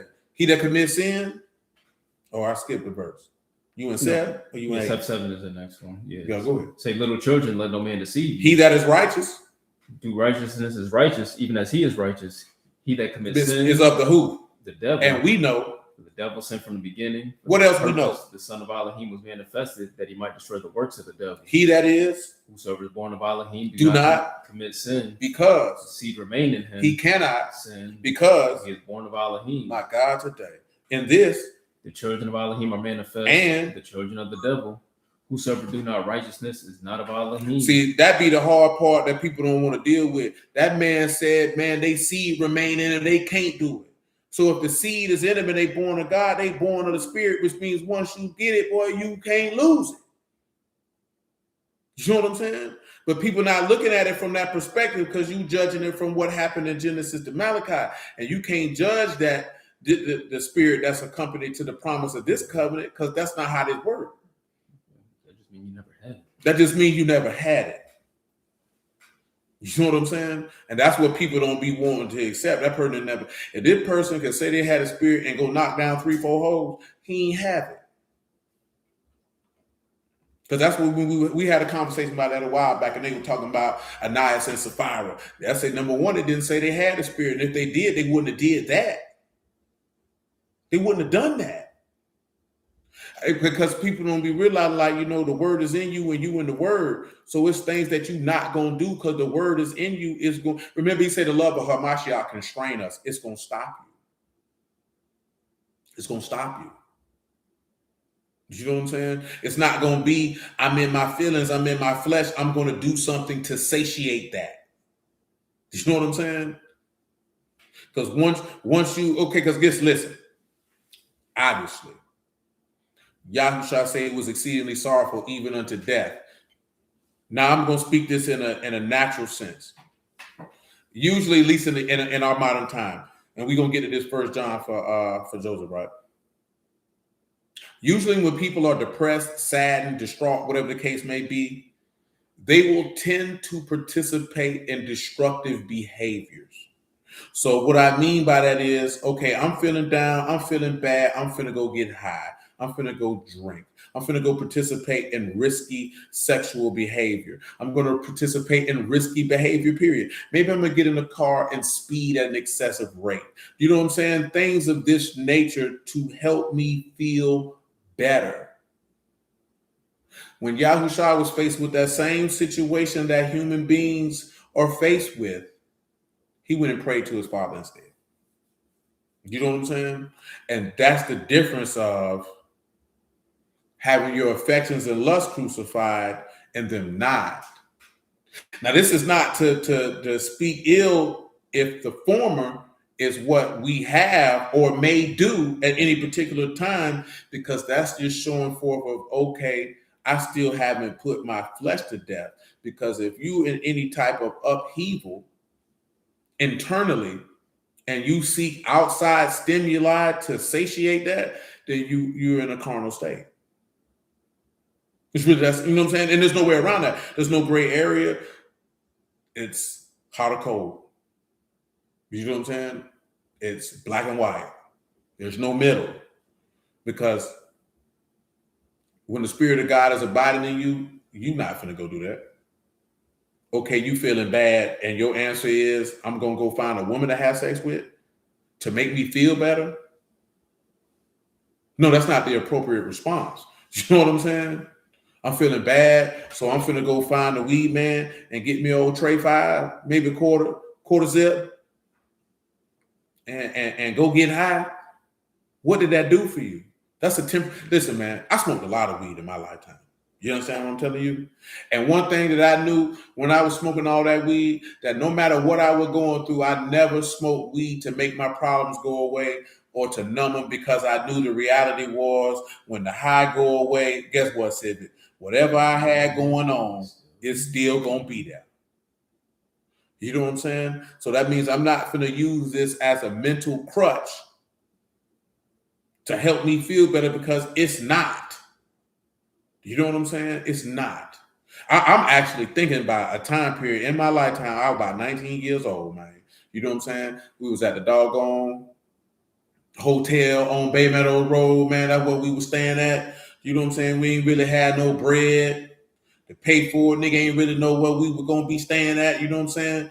I ain't know where Mom Dukes was at, man. I'm like this here, nigga. We got a whole gang of weed, but I know this weed ain't gonna make this stress go away. This weed is not gonna make me forget about the situation and circumstance that I'm dealing with at the time. I just like to smoke, but I know the reality is I got a real life situation in my face, and this weed not gonna change that. And nor am I trying to escape from it. You know what I'm saying? Because I know that I can't. You know what I'm saying? I'm saying that I was this young. I got enough understanding to know this here, man. Of course, as a man, you know, one thing about I heard a dude say this the other day, you know, life humbles men and time humbles women. You know, life teaches men certain lessons that women may never learn. And it's okay if they don't never learn them, because, you know, maybe you ain't supposed to learn that. You know what I'm talking about? I'm just saying that life experience you can see. It's some lessons that men learn that they have to learn as a man. Obviously, the woman should learn it. You know why I said it? Because she's not a man. You know what I'm talking about? So you figure some things out real quick. You know what I'm talking about? And when you figure those things out, you move different. You see things different. You know what I'm saying? And it's just, yeah, you know what I mean? But 1 John 5:3. That John just crazy thing about that John Civil, because that John was damn near 30 years ago. You know what I'm saying? It'd be sometimes, man, because I would read something the other day, right? They were talking about, you know, when you die, you know, you still have these electric impulses in your brain. And they say one of the spots in your brain that have this electric impulse is where your memories are at. You know what I'm saying? So it'd be like, they like, so you know what I'm saying? If you hear somebody say, that, you know, they had a near-death experience, and people say my life flashed before my eyes, it was like literally your brain start replaying. You know what I'm saying? Whatever memories you may still have. You know what I'm talking about? But I mention that because, man, it'd be times, man, I could be riding somewhere, be somewhere, man, you know what I'm talking about?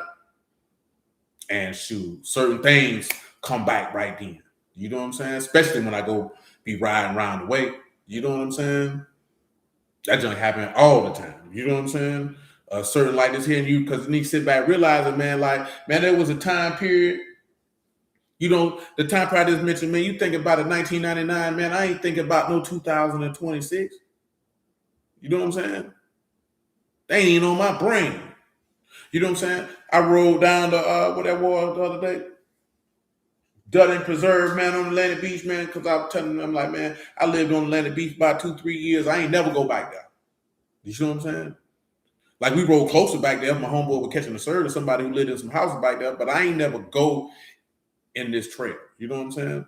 But you know what I'm saying? Riding by there, COs, man, nigga, I can remember be posted up in front of this building in here, man. You know what I'm saying? See my nigga Junior, y'all had mercy on his soul. Like, you know what I'm saying? Just all type of junk, you know, just replaying what we used to do. You know what I'm saying? I'm seeing my homeboy mama house getting built on. You know what I mean? And that junk go to coming back, and you go to think about, like, damn, this was 26 years ago. This was 25 years ago. It's people who I moved around on these same streets, posted up in these same apartments. They not here no more. You know what I'm saying? Like, Junior not here no more. And his daddy not here no more. They died together. You know what I'm talking about? John ain't here no more. Drew not here no more. You know what I'm saying? Shippy not here no more. You know what I'm talking about? And some of them been gone for a long time. Little Richie not here no more. You know what I'm saying? And you go to think about that junk, man, you be like, damn. It's unfathomable to you in that time, man. Because you know what I'm saying? You in that moment. You're 19, you're 20, you're 21 years old. You know what I'm saying? You ain't thinking about you gonna be 45 with a wife, churn, like none of that. Because you can't even think that far ahead. You know what I'm talking about? Man, look here. So when you get to this point, then you've been able to live this long, you start realizing, man, hey, boy, you got to make better decisions. You got to move different. You know what I'm saying? You can't be, because that junk ain't really hitting on nothing. You know what I'm saying? Some things you figure that out young. Sometimes you figure that out on the way. Sometimes you figure it out when you get old. But let's do this for Joseph to get out of here, man. 1 John 5, man. We're 5 and 3, my bad. He said, for this is the love of Alahym, that we keep his commandments, and his commandments are not grievous. But whatsoever is born of Alahym overcome the world, and this is the victory that overcome the world, our faith. Mm-hmm. Who is he that overcome the world? But he that believed that Yahushua the son of Alahym. Indeed. This is he that came by water and blood. He that came by what? By water and blood. Keeping Yahushua HaMashiach, not by water only, but by water and blood. Come here, my boy. Come here. I don't know where she at. She might be in that bathroom. No, she came from out of there. She might be in the bathroom doing her hair. Go ahead. Say not by water, but by water, not by water only, but by water and blood. Mm-hmm. And it is the Ruach that bear witness. It's because the Ruach is truth. Go ahead. But there are 3 that bear record in Shamayim. This is what it coming at. It's 3 that bear witness and where? In Shamayim. The Father, the Word, and the Ruach HaKodesh. So this bear witnesses. There's 3 that bear record in heaven, right? So the Father, the Son, and the Spirit, which was in the prophets, bear witness of Yahushua HaMashiach. Kind of go back to when we read Job 16 and 19. My witness is in heaven and my record is on high. And there's 3 that bear witness what? In the earth. And what that is? The Ruach, the water, and the blood. Now see, the water and the blood will take you back to Exodus 24 with the entering in of the first covenant. So when you turn around and you see that when Mashiach got crucified and they hit him in the side and out came water and blood. You know what I'm talking about? So the expelling of water and blood is the bearing witness. You know what I'm saying? The Ruach bearing witness, because that Ruach was on the earth in those prophets who bear witness to them. Or like what it said, Hosea 12 and 10, you know what I'm saying? I use similitudes by the ministry of the prophets, or as Peter put it, the spirit of Mashiach that was in them signifying of what's to come. You know what I'm saying? So in that instance, it's not the juxtaposition of the blood and water as forth as the flesh and spirit, but more so showing of testifying in heaven, testifying in earth. Out of the mouth of 2 or 3 witnesses, let all things be established. So, lo, he come in the volume of the book. It's written of him. You know what I'm saying? Search the scriptures, for in them you think you have eternal life, and they are they which testify of me. You know what I'm saying? So the Father bear witness to the Son bear witness of himself, the Ruach bear witness of the Son, which is like when you read in John 14, 15, and 16, when he say, hey, that Ruach of truth is going to bear witness of me. That's one of the aspects I've always told them, man, that somebody come to you and they say, I got the Spirit of God, I got the Holy Ghost, I got the Ruach HaKodesh, and they not bearing witness of Yahushua HaMashiach as the scripture has said, then you know that it's a lot of things they got, but that ain't one of them. You know what I'm saying? Like straight up and down. Straight up and down. Yeah, well, it's showing you the aspect of it. Let hit him with this here, man. Hit him with Hebrews 9 and 20. So it's, you know what I'm saying? It's not necessarily, I mentioned that because you can see that, and Hebrews 9 and 20 going to lead to this, that Moses sanctified the people, bringing them into covenant with water and blood. You know what I'm saying? So when he say, it's 3 that bear witness in the earth, the water, the blood, and the spirit, that's why when you see him getting hit in the side, it say out came out blood and water. You know what I'm saying? Because they're bearing witness. Those are the witnesses in the earth, along with the spirit that was in the prophets that bear witness of him. Go ahead, Simon. So saying this is the blood of the testament, which Alahym have been joined unto you. Make it 17, man. Make sure I ain't skipping nothing. Say, for a testament is a force after men are dead, otherwise it is of no strength at all while the testator lives. That's right. Whereupon neither the first testament was dedicated without blood. For when Moses had spoken every precept to all the people according to the law, he took the blood of calves and of goats with water, scarlet wool, and hyssop, and sprinkled both the book and all the people, saying, this is the blood of the testament which Alahym have been joined unto you. Moreover, he sprinkled with blood both the tabernacle and all the vessels of the ministry. And almost all things are by the law purged with blood, and without shedding of blood is no remission. There's no remission. It was therefore necessary that the pattern of things in Shamahim should be purified with these, but the heavenly things themselves are better sacrifices than these. Better sacrifices than these. So yeah, you know what I'm saying? That's what it's pointing to, my G. You know what I mean? Point to that. You know what I'm saying? The witness. Which is why we been on this endeavor, you know, this excursion that we've been on for however long it's been. You know what I'm saying? And you know, the foundation, everything that we talk about anyway. You know what I'm saying? We're gonna start right there, man. It's about 11:30, man. So, you know, hallelujah for Yahushua in the word. I appreciate y'all time, and I bless y'all in the house of Alahym in the name of Yahushua. I love y'all. Appreciate y'all, man. For sure, man. Praise you. Y'all willing, man. We'll be back on tomorrow. Make it do what it do. Amen. Shalom, sister. You know what I'm talking about? And yeah, man. You know, just wait and consider. You know what I'm talking about? I try to, Lord willing, remember we'll do that. Look at the bead, man. You know what I'm saying? What the stuff we're talking about. I mentioned most of that stuff, like I said, because we were talking about that earlier. And then, you know, that video, because I said I put that video in the group chat. You know what I'm saying? That he was talking about with Trump. The one with Epstein is wild. You know what I'm talking about? Not wild as far as they're talking about, you know, the degenerate activities that he participated in, but just how he ended up being able to facilitate said things and his mentality with it. And how when you got that type of power and influence and status and connections, how people are readily able. Yeah, that was Jessica. My bad. Able to turn their head from certain things. Because in the Trump video, he made reference to that when Epstein got arrested the first time, Trump gave for information to the attorneys about this, and you can hear Epstein attorney say, like, you know, he spoke to us. You know what I'm saying? Whoop, whoop, whoop. So if it was something he was trying to like cover up, why would he tell on him then? I think it was more so like how he put it, which you could speculate. We don't have nothing definitive. I think it was one of those situations where somebody you know and you cool with on a certain type of time and you know they own it and you fail to ask questions to, or you know what I'm saying? You kind of turn your head away, you know what I mean? Yeah, like, you know, nah, that ain't what I'm saying. Yeah, nigga, that's what you saying. That nigga's a pervert. You know what I'm saying? Amen, man. Praise the Lord, man. You know what I mean? So, yeah, that's why that was on my mind. That's why we went through that. You know what I'm saying? Peace, man. Amen, man. You know what I'm saying? That's why I mentioned some of that stuff because it's fresh on my brain. And yeah, that's kind of crazy. You know what I'm saying?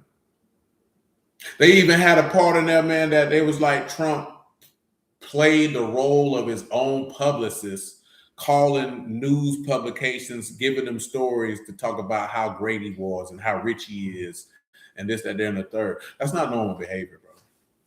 You know what I'm saying? That's not normal behavior, bro. This is the type of stuff that, man, you see somebody move like that, man, and you shocked that the way that he is. And listen, man, I ain't gonna lie to you.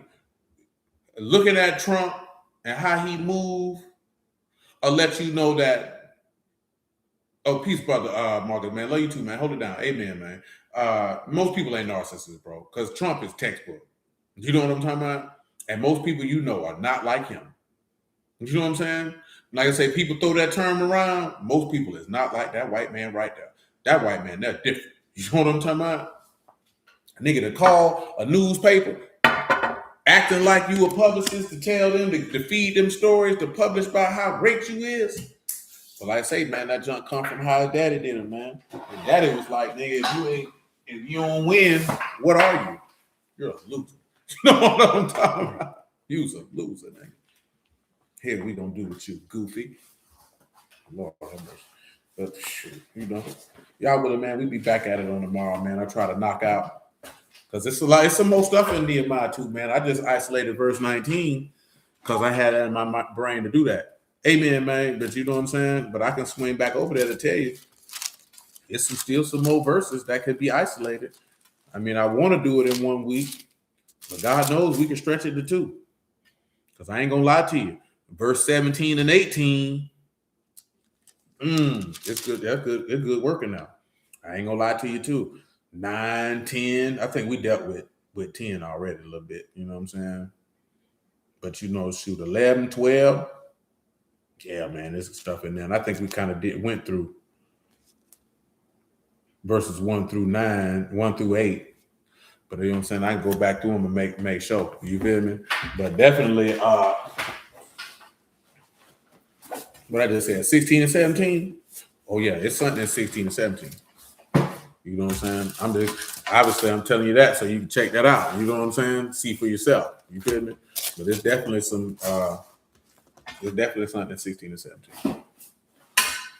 So again, I bless y'all the house of Alahym in the name of Yahushua, man. Y'all willing, man, till tomorrow, man, we make it do what it do.